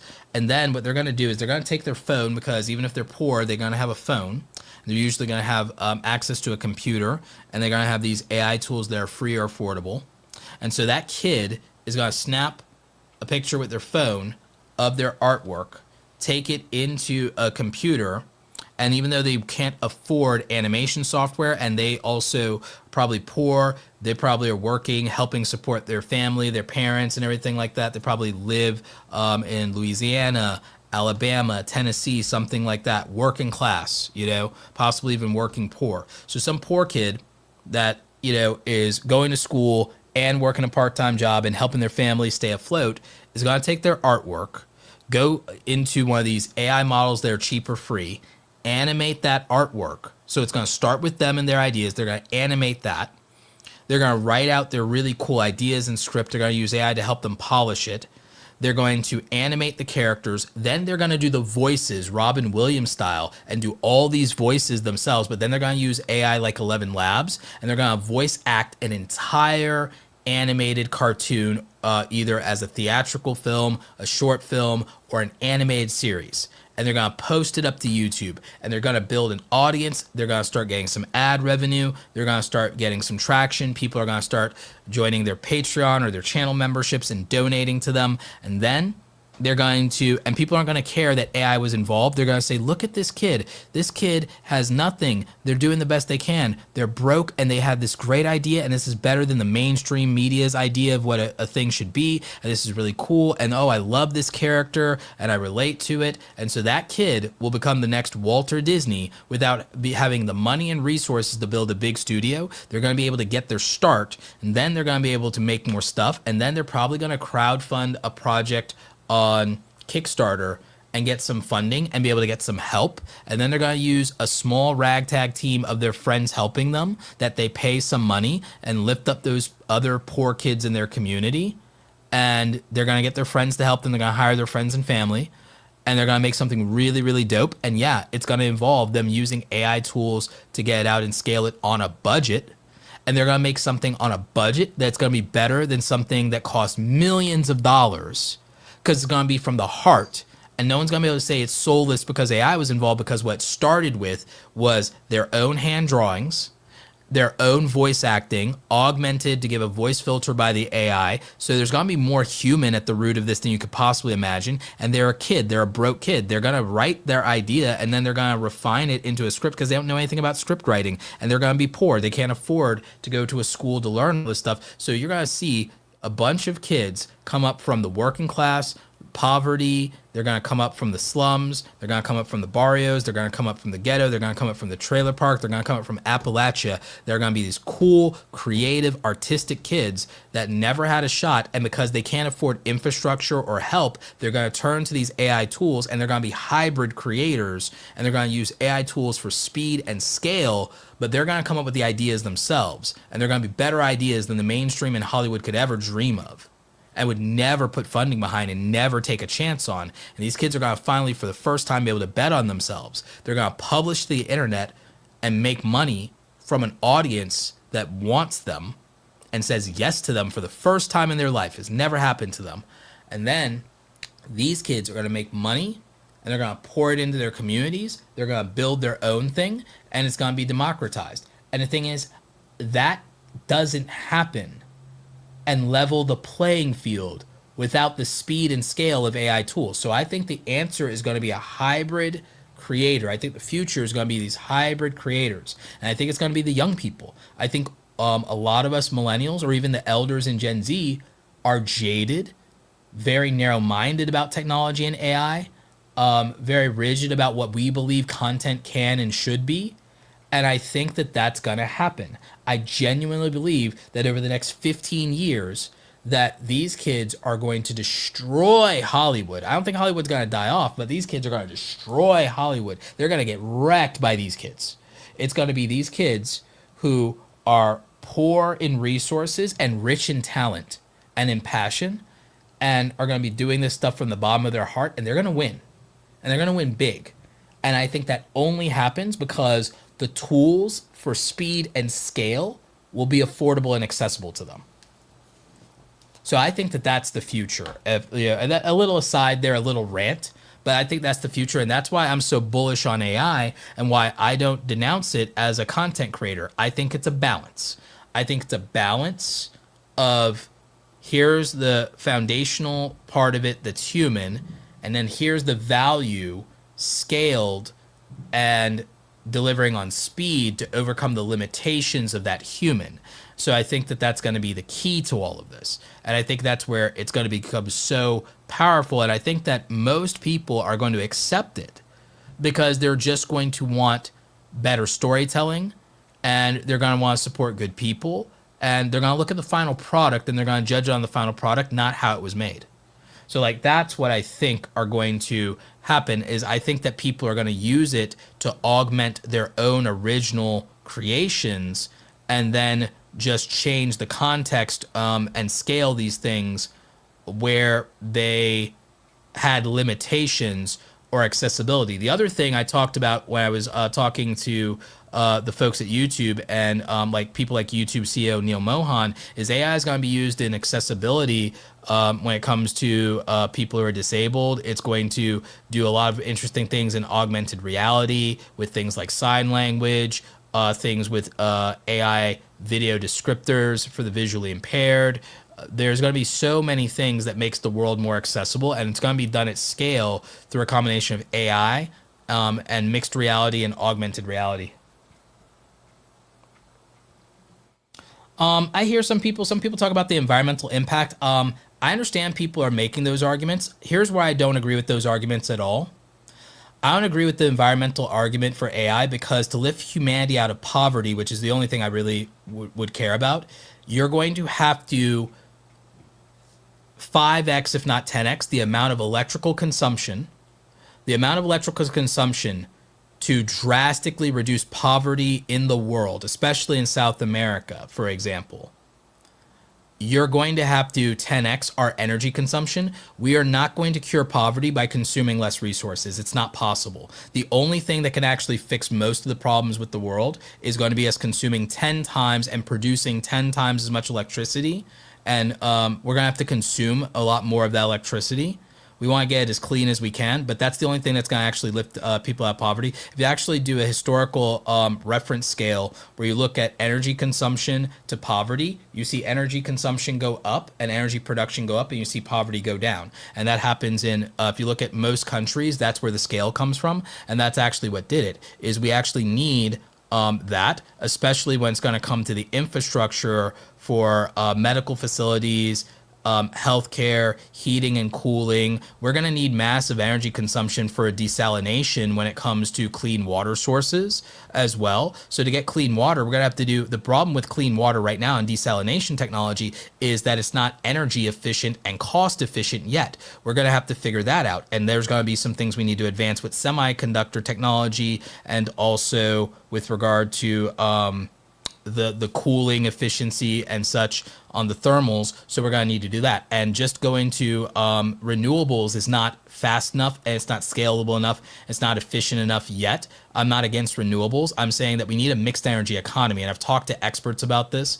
I'm really into this, believe it or not. And so we need a mixed energy economy, but we're going to have to consume 10 times as much power in order to literally make massive reductions and strides in global poverty. It's the only thing we can do. We're going to need that. We're going to need massive energy consumption to do vertical farms with hydroponics, even beyond just using it with solar and trying to making it sustainable, to do that, to increase the agricultural and dense nutrient output we need to address hunger and food scarcity. That's going to be a massive energy consumption thing. And the thing is, to get the money that you would need to even begin to solve some of these other problems, it's going to require other revenue generation, and that's going to happen from all the economic growth in the sector. So again, we literally cannot conserve our way out of our problems. The only way out of our problems is growth. We can't conserve our way out of poverty. It's growth. You need to grow the pie. You need to create more resources. And then at all levels, those things improve, because the relative level of everyone's quality of life in the Western world has improved in proportion to the amount of technology that's created, the innovation that's unleashed, the mass distributing of it, and our efficiency with energy creation and energy consumption. That is an empirical fact. So, that's where I stand on it. So I can't be a scarcity-based environmentalist. I believe that if anyone's going to go on the environmental side, address the tangible environmentalism. That means address soil and water contamination, address overfishing, address waste byproduct, and address the landfill crisis, and clean water sources. Address tangible environmentalism first and foremost, like we used to talk about in the Captain Planet days for my elder millennials and Gen Xers out there and stuff like that. I'm not worried about energy consumption, if I'm being honest, and I'm ambivalent to neutral on carbon. It's like the majority of that output is done, 75% of that output is done by 150 corporations. So it's not particularly meaningful to me as far as a conversation around that. So again, I feel that I am fairly above average educated on this topic. I don't claim to be expert in it, but I claim above average intelligence in it and research. And my answer is growth. I'm a accelerationist. I'm a pro-positivity framing on this. I'm not a doomer. I had enough of that during the COVID era. My answer to everything is growth. My answer to everything is that you elevate people and humanity by addressing material poverty.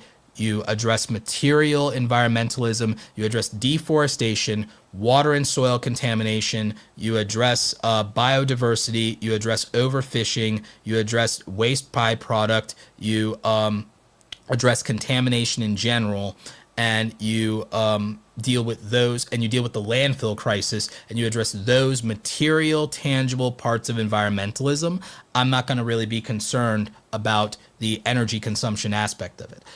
Because again, my answer is 10x the energy consumption and production to scale human beings out of poverty, and also to make the innovation you need to solve the other problems. Because I think that that's where the energy needs to be. And we can do a lot of these things. We could address deforestation anytime we want, and increase biodiversity anytime we want. We really can. Look at what the great work that Mr. Beast did with mobilizing people for Team Trees and Team Seas, with between that addressing replanting and also water cleanup. We could do a lot more about water and soil contamination, which has one of the biggest outsized effects on the environment. We could absolutely address that. We could definitely increase regulations around waste byproduct that is causing water and soil contamination specifically. We absolutely could address that. And it would be a lot more meaningful than most of the initiatives that are being done.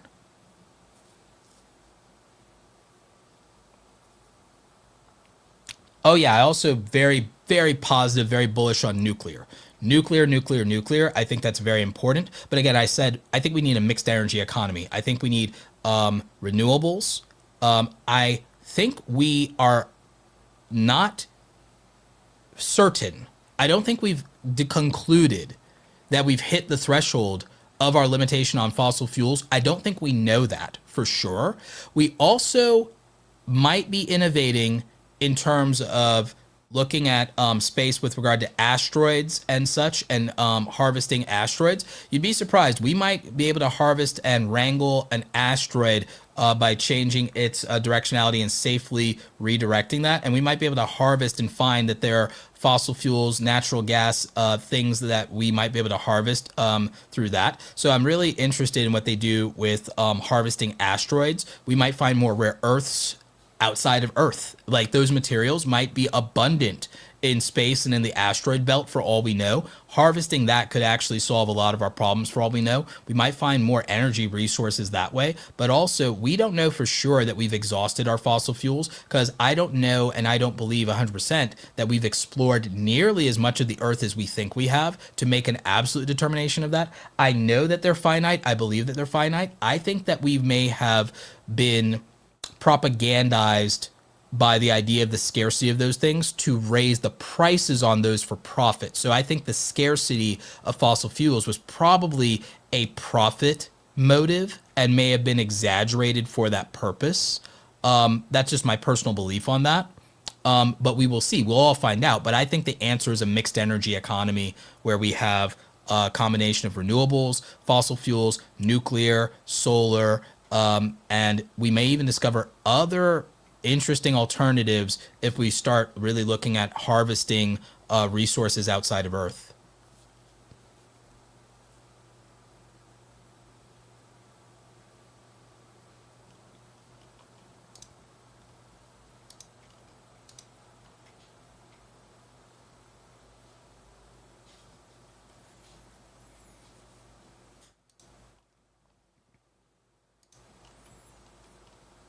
Yep, thanks for that. No, I appreciate that. No, it's a good conversation. It's an aside, but I know that we get sidetracked whenever anyone brings up AI.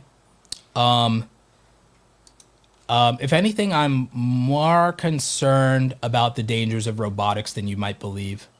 I'm much less concerned about AI than I am robotics. Robotics and autonomous drone warfare worries me a lot more than AI ever could. All the things with AI, to me, that's not bothering me. The thing that's bothering me is robotics and robotic warfare and unmanned drone warfare. That bothers me a lot, and I'm really worried about it. Hey, bro, please see the chat. It won't let me post in a super chat. Okay, I'll try and hunt that down. Shrimply Canadian. I've seen you before. We've done a channel review for you before, actually.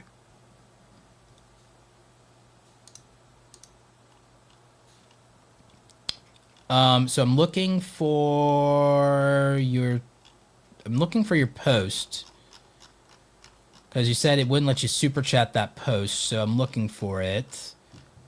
Or if you post it here,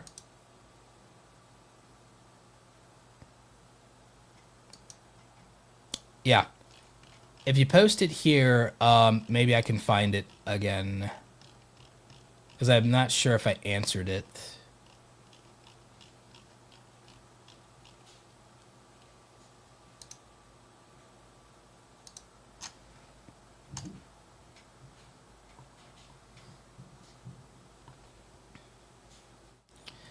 Yeah, I'm not 100% ambivalent on how AI was trained. I don't think all of it was trained ethically, but I don't think most of the things that we consume were produced ethically. So it's one of those, how far am I willing to go down that rabbit hole? I have no belief whatsoever that my iPhone was produced ethically either. And it probably was produced more egregiously than anything the AI is thing. So it's like, so on that one, it's kind of, I have to be somewhat ambivalent to some degree, because remember, I have to maintain a positivity bias, because I can't otherwise. I'll just get depressed and unproductive. So from that standpoint, there are things I have to be ambivalent to, and I think all of us have to actually learn to be more ambivalent to certain things, lest we can't function anymore, right? Because I think we go down the rabbit hole of all the things that we consume and use and how they came to be. It's like, all right, I use all these Apple products. Was Steve Jobs a good guy? Is Apple doing the right things with the labor that they're sourcing in China and India? Like, where does it end, right? So there's that. Just the ethics of whatever country you live in, or what like, it becomes this endless rabbit hole of doomerism. So I know not everyone agrees with it, but I think the best thing you can do in many cases is to prioritize focusing on exactly what's in your locus of control and how you do the most good with something, regardless of how it came to be. And I think you have to use whatever's in front of you for a good purpose in the best way that you can. And so for me, that's kind of where I'm at with it. Is I don't know that most people, and I think I've seen this with people being online so much. I don't think that I think that the threshold for the amount of energy and thought we can give to some things is extremely limited before it becomes overwhelming for us mentally and emotionally. I don't think we're meant to process these things. I often make the joke that the reason you have 5 fingers is because you can only care about up to 5 things at a time. I make the joke that this is how many things you can reasonably care about and make a priority at any given time. And it's also here so it can be right in front of you. And so I think that a lot of people's emotional exhaustion, fatigue, depression, burnout is that we have not learned to filter through the lens of we can only care about these things at this time, and we don't have an inexhaustible amount of emotional energy. We don't have an inexhaustible, bottomless well of emotional energy and mental energy. We are stretching our bandwidth of mental fatigue. This is also for content creators too, by the way, because I tell content creators all this time that the grass grows where you water it. And a lot of you are just spreading yourself so thin and nothing is getting enough focus, nothing's getting enough energy, nothing's getting enough resources to actually grow and thrive. I think the same thing is true for your thoughts and for your mental health. And so I think if you keep feeding all these things and you keep looking at all these things, that just becomes this compounding thing that most people cannot. And I know people are like well intentioned with this, so don't get me wrong. But I think when you try to take on all of these things and you have so little impact on them, and you know that deep down, that it's just this exhausting, doomed prospect. It's this doomed enterprise because you can never really, in most cases, most of us mere mortals can't make a substantive impact through our individual action on any of these things. And on top of that, we're spread too thin, caring about 10 or 20 things and keeping track of it. Most of it's not right in front of us, and everything in front of us is not getting the attention, care, energy, and thought that it needs to make a real impact in our life and the life of people around us.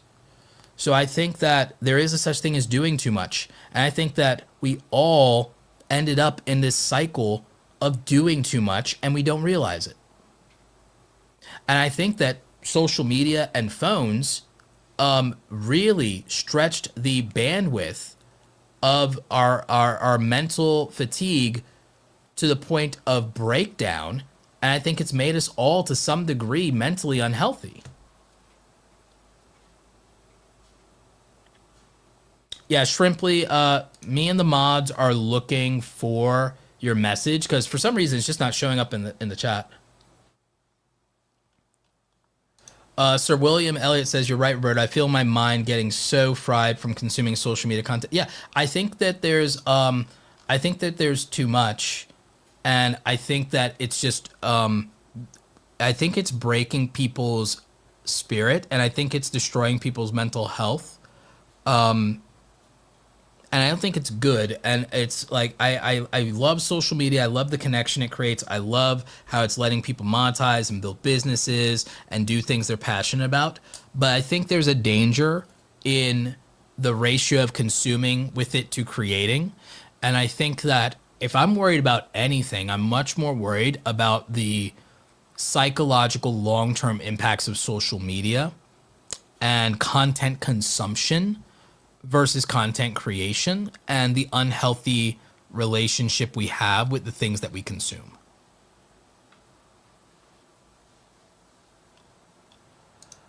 Here we go. So Shrimply Canadian says, "My videos are voiceovers. Thoughts of each long form section is then cut into clips and shorts, which I post daily. One video can create 4 clips and 4 shorts. If the thing itself is valuable as a clip or as a short in standalone, and it's complete information and a complete experience by itself, then yes. If those things can be clipped into segments that are complete experiences by themselves that stand on their own, then yes. If not, then no." And that would be my answer on that. So that's how you adjust that when it comes to content. Yep, I see it. Thanks.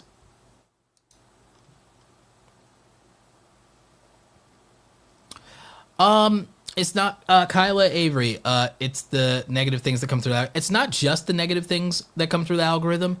It's in general how much we are consuming in general, even if it's not negative, even if it's positive entertainment, if it's fun, if it's making you happy, it's still too much of a good thing. It's anything in excess in general, but also it's too much mental stimulation. It's too much stimulation even with when it's good. It's still blue light that's burning out your eyes. It's still this experience that's affecting different cognitive centers of your brain and overstimulating it and not letting you rest enough. So even if the content itself is not bad, the consumption of it is, even when it's good.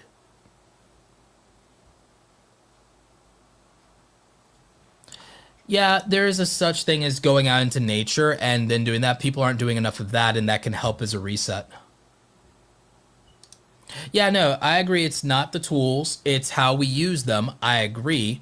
But I don't think we have been developed to have the proper defenses and mindset for the addictive nature of these content platforms and these devices.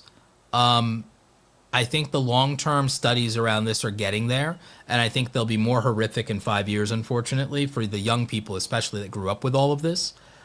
I think that they're going to find that this is where I am very much pro some of the overseas regulation with regard to minors and social media for a variety of reasons. Again, it's related to this because it's social media we're talking about, which is our content stuff and our livelihood for those of us who make a full-time living and those of you who are aspiring to do so. Young people, I think, have been abused by these algorithms in a way no one else has. They consume more of it than anybody. They are less prepared to deal with it. They have less discernment, less judgment, and they are more easily addicted to it.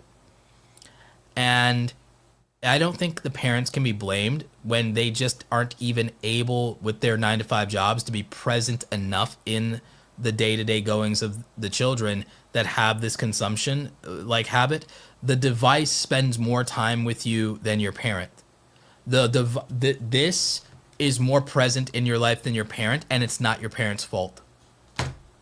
Like, that's just real to me. That's just how it is, right? So I think about this, and it's not that I've come up with some great solution for it, and I know I'm not the first person to diagnose or acknowledge this problem, but when I think about it, I realize that people will not voluntarily, for the most part, and not the people who need to the most, people will not voluntarily give it up, right? That's going to be the issue. And so I'm not sure what happens then when you have a situation where people will not voluntarily give up the addiction to their phone and to consumption. And what we do with that, I'm not sure what the actual answer looks like. But we will have to get there. We will have to get there. And for those of you who have young children, I would encourage you to take whatever measures you can to limit their content exposure and consumption in general, and just how present and accessible a device is. The device should not be as much of a part of our lives as it is. It should be a utility. It should be a utility.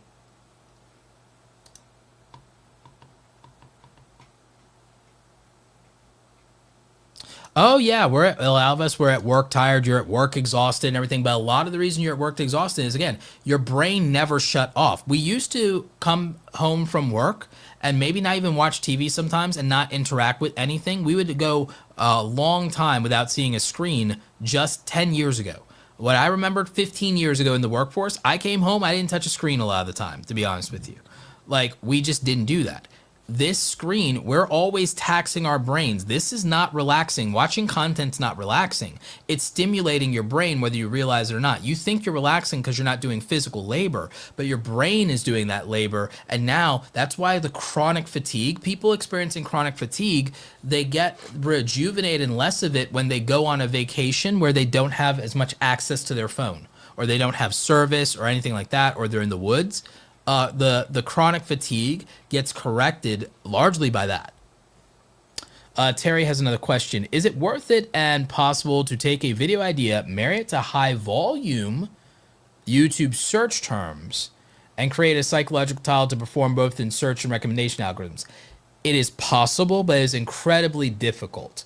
It is incredibly difficult. The niches that can work in with regard to education probably lean to a little bit of education and lifestyle, possibly personal development. That has worked for people in fitness, for example. Fitness, that works easily for homepage and search, especially things around body fat. Body fat, gaining muscle, losing weight, gaining abs, losing belly fat, those things. I worked with a creator. I helped grow him to 1 million subscribers. He's at 2 million subscribers now. Some of you may have watched him before. Dr. Mike Diamonds. Dr. Mike Diamonds. He's great. And so he has a background where he's been a competitive bodybuilder, but he's also a doctor, and he does science-based fitness videos. So it's education and lifestyle, believe it or not, rather than education and entertainment. And he's very good. He's very good. It was great to work with him. So I think we did like 9 calls together, right? So I think he was at 500,000 or so subscribers, 580,000, something like that. By the time we were done working together, it was at like 1.2 million. And now they're at 2 million now, and crushing it. Their videos work for both homepage and search when they pop off because of the intersectionality of what they're doing. Because it would appeal to you on the homepage if you were scrolling and you see this thing, oh, lose belly fat, best foods to lose belly fat, oh, do this one exercise, oh, do this thing. But also you will search for that at some point. If you're trying to get those gains in, you will search for that. And so it'll work both ways in that situation. But it's very difficult and it's niche specific, but I wanted to give you guys an example where you can kind of look something up and see this. And that's the kind of thing that'll work, right? So that'd be an example. There are niches in product review niches where this also works, where you can target a device that people might be searching for reviews from, or they saw it in Amazon or something and they're thinking of buying it, but also you could get random people on the homepage to click on it as well. Berto, speak to the list you just dropped about niches breaking out in 2026 and how small creators can take advantage. I'd have to look it up. Do I still have that in my notes here, or did it get pushed down?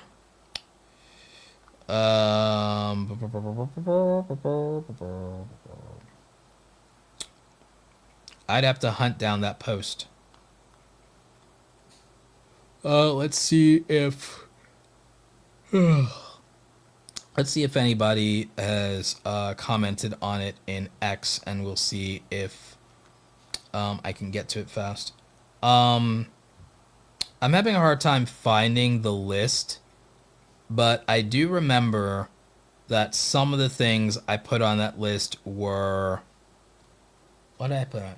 Career development is going to be big in 2026 because a lot of people are going to be super into that and anxious about new careers, especially AI-proof careers. So there's that. Robotics, drones, and things of that nature. Robotics, drones, and AI itself will be a big breakout niche in 2026. So that's number 2. I said that geopolitics will absolutely be a big one if you're into that sort of thing. IRL and reality TV style content that's entertainment and lifestyle will be huge in 2026. I still haven't found this, the list that I posted, but I'm doing it off the top of my head as best as I can. Let's see. Maybe it's in my highlights.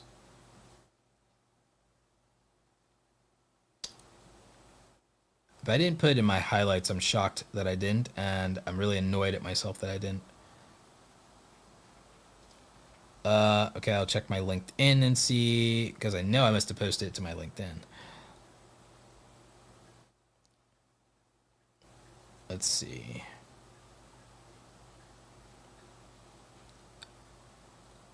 Here we go. Oh, excuse me. So yeah, career development, self-help for Gen Z adults, men's self-improvement, finance for retirees, running and biking and outdoor content will come back. Fatherhood content will explode. Body cam reaction footage will be huge. Reality TV style things, MTV style, IRL, that sort of thing. Robotics, drones, innovation, and AI, and geopolitics. Those are the 10 big ones that I believe will pop off in 2026 like you would not believe. Those are the big ones. As for how small content creators can get in on those, so the thing is, IRL content, reality TV style, if I was a small content creator and I had the capacity, well, if I was young, if I was like young and I was a college kid, oh yeah, me and my friends would basically make an MTV show. We'd literally just rip off an MTV show from 20, 30 years ago and rebrand it with a completely new name and do it for YouTube and social media, and we'd run with that. So we'd do a reality TV show style thing. We'd probably just get like a house or an apartment together and basically do MTV Real World, or we'd go ahead and we'd go on a big summer trip, or we'd take a gap year and travel across the country or across the world and basically do challenges while we're doing it, and basically be real world road rules challenge and do that sort of format and that sort of thing.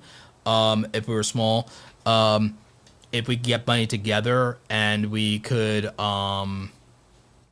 do other interesting things. We do other like interesting MTV style reality TV content, especially now that MTV has been like taken off the air permanently. So that'd be a thing.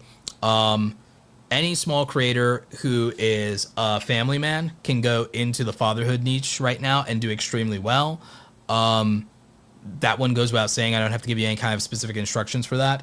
If I wanted to do a faceless YouTube channel and I wanted to have content I could put out multiple times a day, every day, and put out 3 long form videos a day and multiple shorts, and I only wanted to spend maybe 2 to 4 hours a day at most working on it, I would do body cam footage reactions. So I'd be sourcing a bunch of body cam footage and then doing voiceover commentary reactions. I'd pick something. I'd either pick something like courtroom drama, police body cams if it's not anything too violent. I'd find something with regard to something that's public access like that without major copyright restrictions.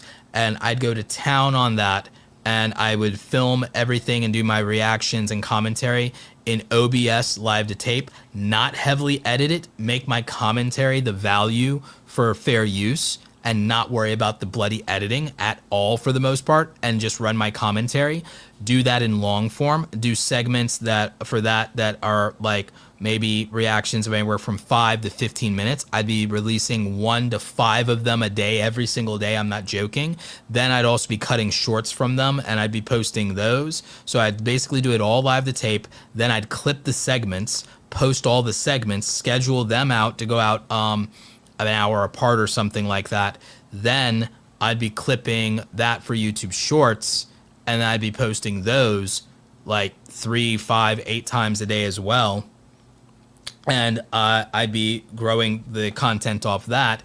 A good example of this, besides Nate the Lawyer, is I think it's like Law and Order YouTube channel or something like that, or like I think they call themselves Law and Order TV, or Laws and Order or something like that. So they do something like that.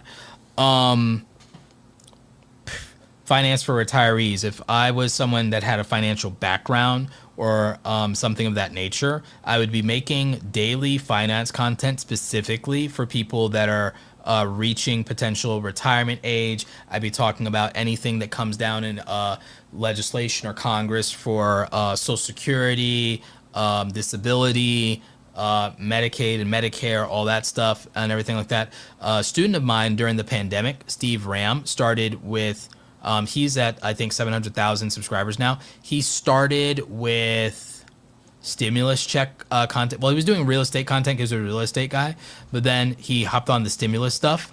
I was able to break it down really easily, and people liked him and they showed up for him every day. So he started doing that and covering the news around that. I told him stimulus content couldn't last forever. Expand into people who depend on government benefits and do an intersectionality between finance and breaking down the political things that impact people who receive government money, because that's millions, if not tens of millions of Americans. So he did that successfully. He came to me and he coached with me when he had 4,000 subscribers. He's at 700,000 subscribers now. And so, yeah, so that clearly worked out. So more people could be doing stuff like that in their lane of expertise. Men's self-improvement and personal development, wide open there. I don't think that one bears an explanation. Self-help geared toward Gen Z adults is a big one. Again, I don't think that bears a necessary explanation. And same thing with career development. There's just a lot of people that have not been taught how to properly build and navigate their career. And that's going to be a growing thing. We're in a hiring freeze in a lot of sectors. There's a lot of people being displaced by AI and robotics and automation, as well as offshoring and such. So there's going to be a lot of people who are just looking for career development advice.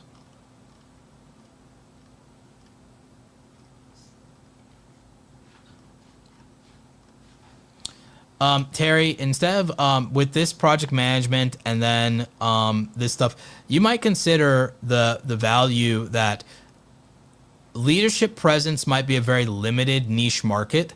I would actually counsel you, Terry, if we were working together, I would be pushing you toward build in the career development niche and help people with career development, job seeking, retaining the jobs that they have, promotion track, raises. I would do career development and I would build 5 content pillars around career development because it's an evergreen niche. It's evergreen content. It's search and homepage friendly. It's going to be multi-generational. You're going to have Gen Xers looking to start a second or third career or getting displaced by AI. You're going to have millennials going through the same thing. You're going to have millennials trying to climb the corporate ladder and into leadership and into executive roles. Same thing for Gen Xers. You're going to have retiring boomers wondering what winding down their career or exiting their business looks like. Your Gen Z adults struggling to get into the job market or to stay there. I would go into career development with your background and pivot from project management, or instead of the AI and leadership stuff, I would pivot to career development if I'm being honest.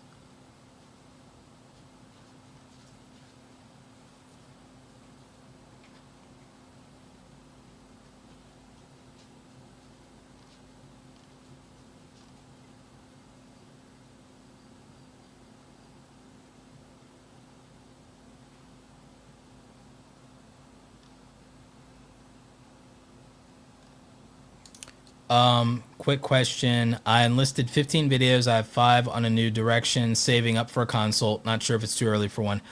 For clarity and direction and to not spend time on the wrong thing, it might be worth it to do it for that reason. Yeah, it's Law and Crime, not Law and Order. Thank you for that. It's Law and Crime. It's a YouTube channel. It pumps out like 8 of these things a day. Absolutely, yeah.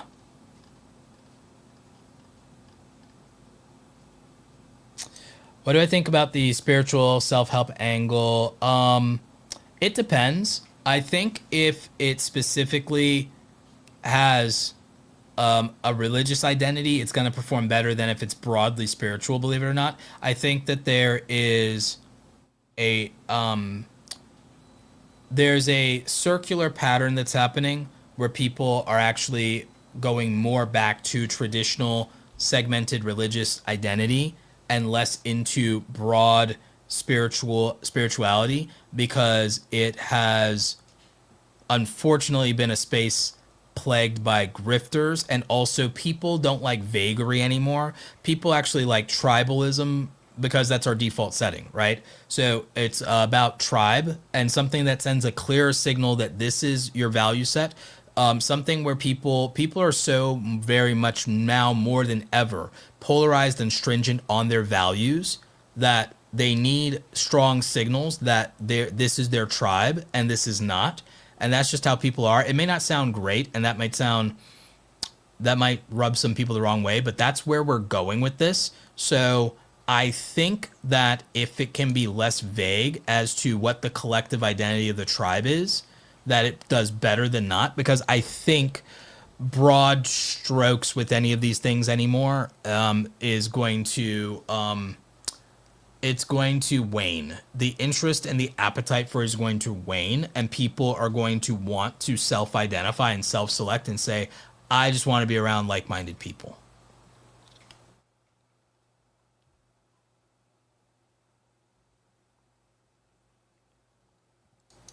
Yeah, I agree.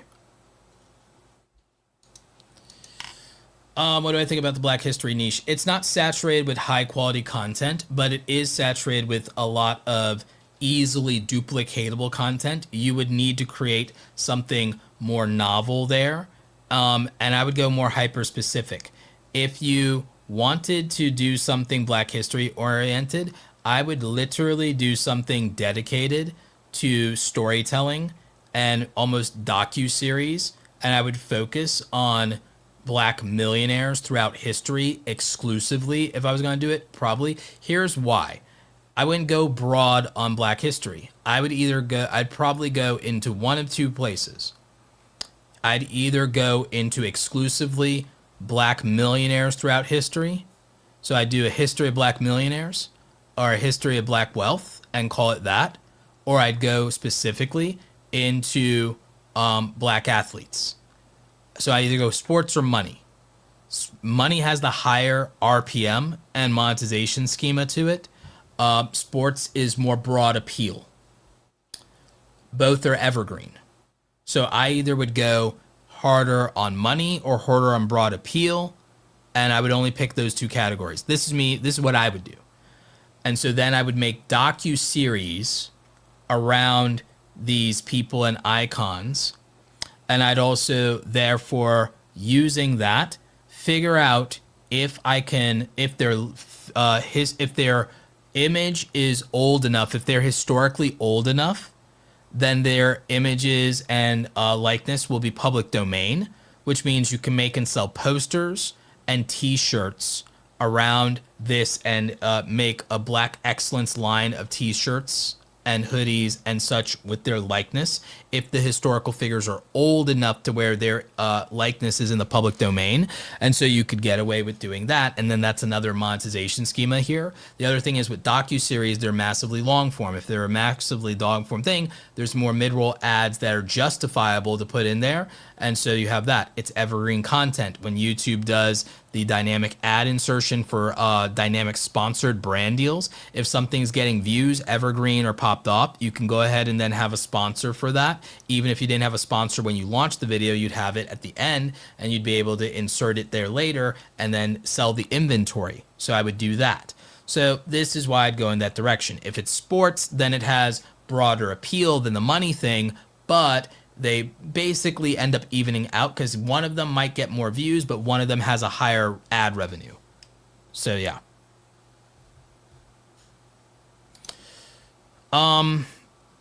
I get the instinct to argue against tribalism, but everything is tribalism. Everything's tribalism. Apple's tribalism. Apple is a cult. Apple's a cult. All brands are cults, right? Everything is tribalism. We try to talk ourselves out of it, but it's our human nature. It's how we are. We're never going to change, right? Apple is a cult. It is the one true faith. Try getting out of the Apple ecosystem. I dare you. I double dog dare you. It's like, no, there's almost nothing Apple can do to get me out of the Apple ecosystem. I'm done. I'm cooked, right? So it's over. Tribalism is a feature, not a bug. And we just have to navigate it very carefully. I get where people... Now, what we should argue against is polarization and othering. Tribalism is about our overall identity and our desire for cohesion and a realistic acknowledgement that you cannot coexist with people with diametrically opposed values. You can have room for overlapping values you can accept some differences in values, but not diametrically opposed values, and not on too many things. There are things that are bridged too far, and then you cannot coexist with it. It sounds terrible, but you cannot coexist with people past a certain point if your values are way too contradictory, because now you can't help but infringe on each other if that is the case. So, you can't please everybody, and you really can't live with everybody. So tribalism is a feature in humanity, not a bug.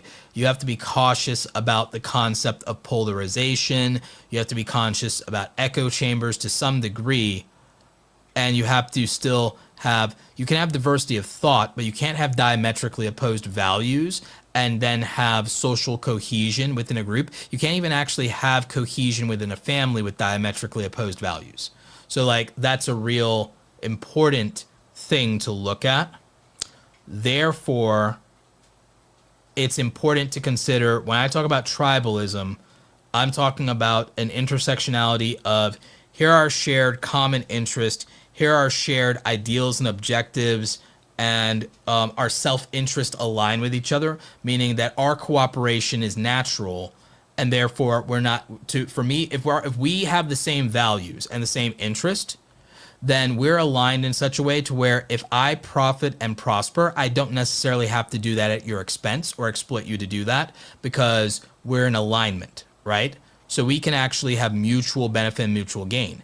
If we do not share the same interest and values, though, then we're working against each other, and therefore we don't have that cohesion, and therefore you might benefit at something that's a detriment to me, and I might benefit at something that's a detriment to you, and therefore our collaborative ability is extraordinarily limited in our capacity to work together.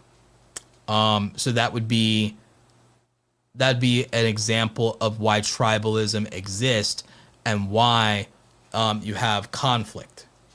So it's an acknowledgement of who we are, and that we allow that people have different values, and that we can't be a monolith. We can't be a monolith.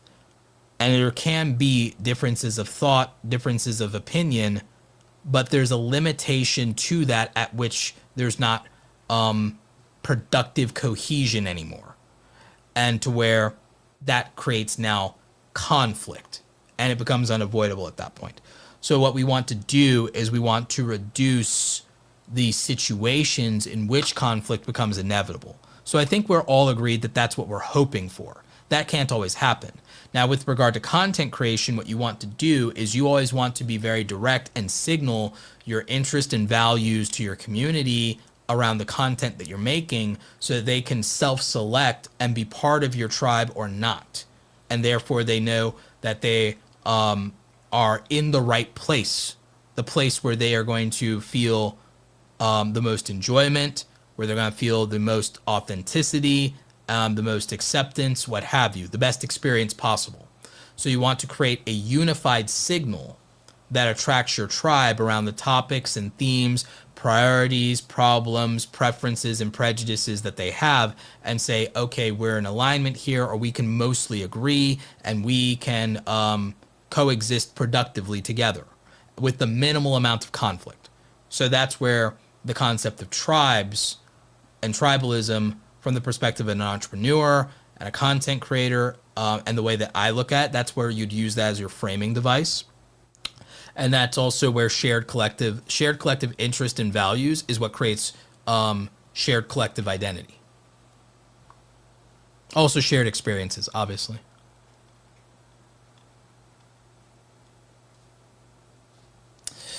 Art is tricky as content because art probably shouldn't be content. That's not to say the art niche or calligraphy. I'm talking partly to the artist mindset.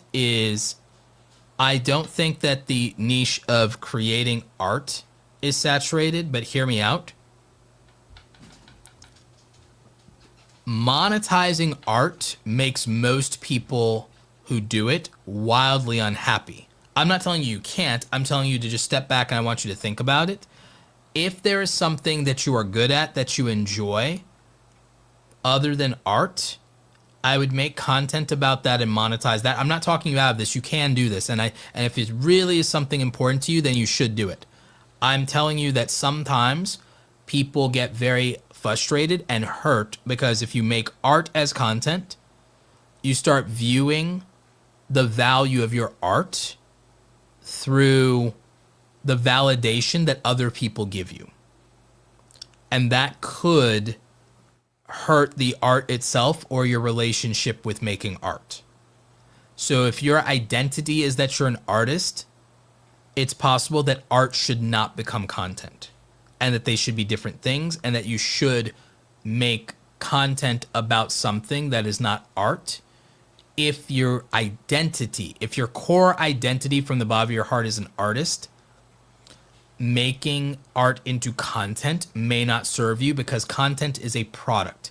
It is a commodity for the consumption of other people.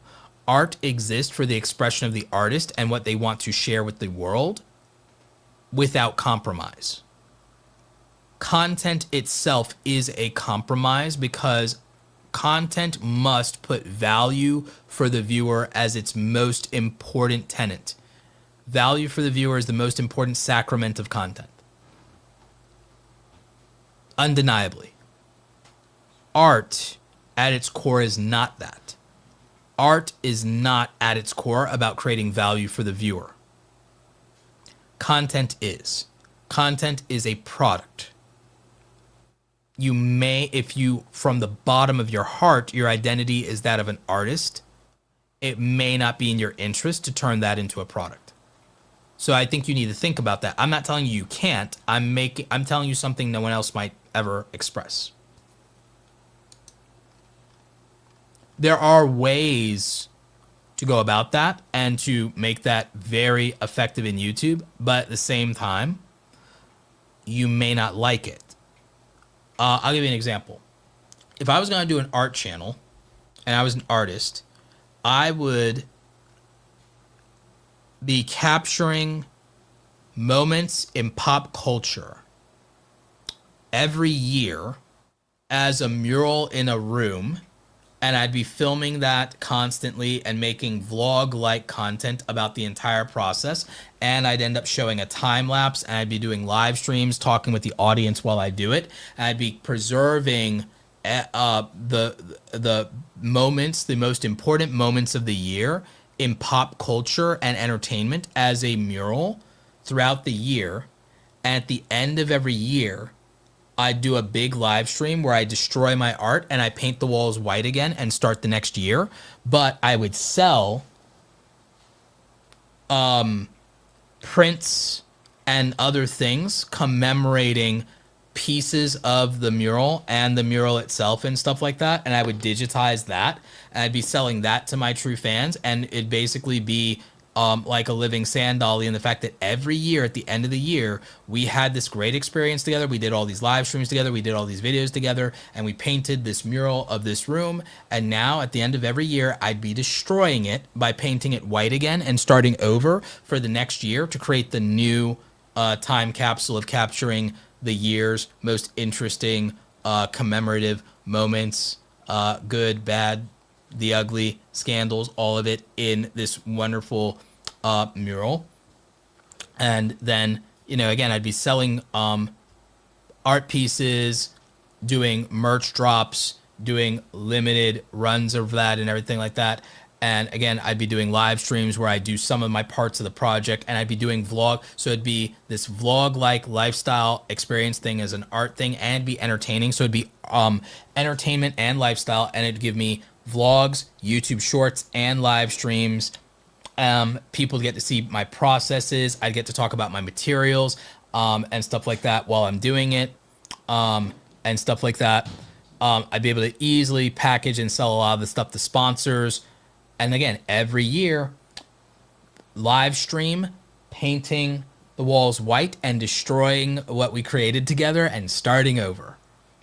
And I'd probably do big things where, if based on like massive donations on super chats during the live streams, I would, you know, incorporate people's name into a part of the mural in exchange for like donations and stuff like that.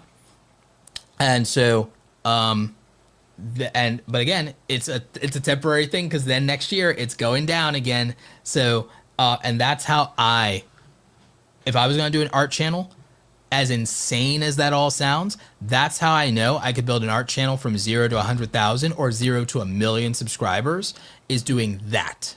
That'd be Roberto's idea of this is how his art channel would go. And it means it's extraordinarily hard for someone to copycat that.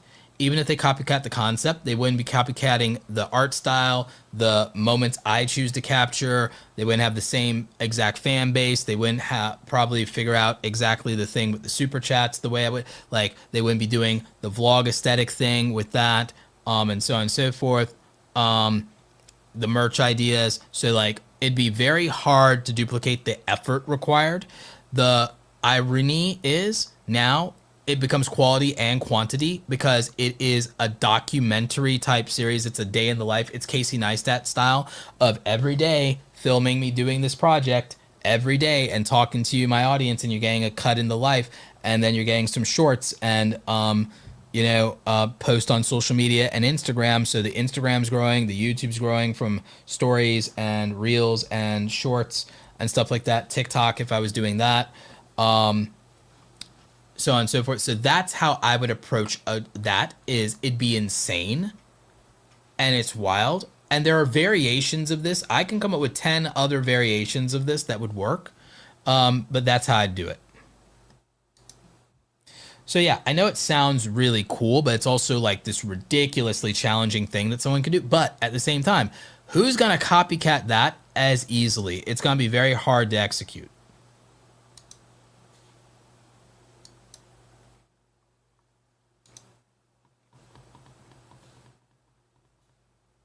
Yeah, I think you could pull it off then if you're going that way, yeah. So again, hopefully I answered this. I think you could find some way to do vlog like content and show off this stuff instead of it just being how to, and then it becomes more interesting, and then people follow you for your story and stuff like that. And then I think it becomes interesting. I think another interesting thing is what's not saturated is going and doing wholesome community art murals and then showing that off and vlogging about it, of getting like a store owner to hire you to do a really nice commemorative mural that uplifts the community, and vlogging that and vlogging about like how cool the shop owner is and stuff like that, and how the project is going and doing that. And so, boom, doing that every month or something like that, every couple of weeks. Okay, that's cool. Doing and tying all of your art projects to charity and doing vlog-like content like that is a thing out of Ryan Trahan's book. Doing challenges and challenging yourself to do certain things, but also getting your community to rally support behind you, because you then are going to raffle off the painting or the artwork, and and you want to raise money with bidding war on this because the proceeds are going to a charitable cause, and then that's what it is, and then your art stands for something then, and then it serves this purpose, and then people want to support it, and then people make you this very high in demand artist, because by supporting you they're supporting this really cool person that does excellent levels of philanthropy and a truly great and noble cause. And so it's a way to become, essentially, in a way, it's the Mr. Beast model for the art world of, oh, when you support what I'm doing, you're supporting these wonderful causes and charities. And hey, by making my art valuable, you're actually doing good in the world. So that's how you become this really high profile, in demand artist. And then that's also how you get people to want to have your art on their place of business, their community, their school, their mural, and because of what it represents. So again, that's a completely different strategy and concept of approaching art content in social media and YouTube that you guys probably have never heard of before.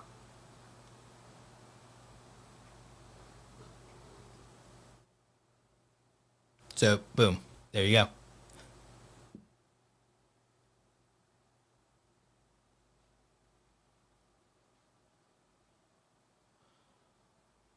So William Evett says, Roberto, I mostly do travel vlogs combined with lifestyle content of my expat life of an American living in Asia. Any ideas for this? An entire series of American tries blank for the first time is an easy one, and you can make unlimited content around American tries blank for the first time. Unlimited content with that.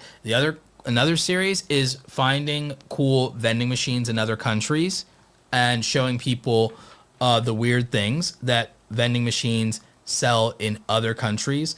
The other thing is comparing American prices to foreign prices for the same items. People love that, cannot get enough of that. American visits grocery store in blank for the first time. So yeah, a lot of stuff there. Easy one. I can come up with unlimited ideas and formats for that kind of thing. Easy.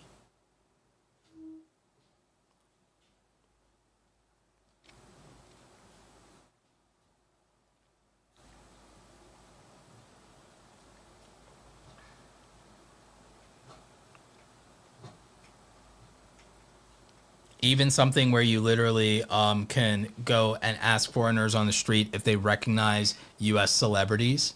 And you can always hold up like two people and ask them if they recognize which one of these people they recognize. And people love that kind of stuff. People click on that stuff all the time. Makes great YouTube shorts.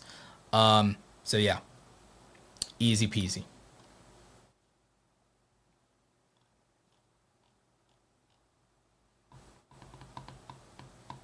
Yeah, but I think that's it. It is getting super late. Wow. It's 10:30. We've been doing this for 2.5 hours. I think that it was a great night. I think that I think we got through a lot of really interesting ideas. We came up with some topics for some of you for your channels. We got to see how 1 of 10 could easily help you with idea generation, thumbnails, niche finder, title generation. We also got to run through some of the best material from my presentation from Vid Summit. We got to answer questions that you guys had about shorts, long form, and live streams and the difference. Hell, we even went on a tangent about how to save the world. So I think there were some really interesting things that came out of this. I think it was a great night. We'll try to do a Friday channel review session for you guys, and we'll try to do it all the Fridays except for the holiday Fridays for the rest of the year, if I can manage that. So it was a great night. If you guys want to work with me, links are in the description down below, or you can check out awesomecreatoracademy.com.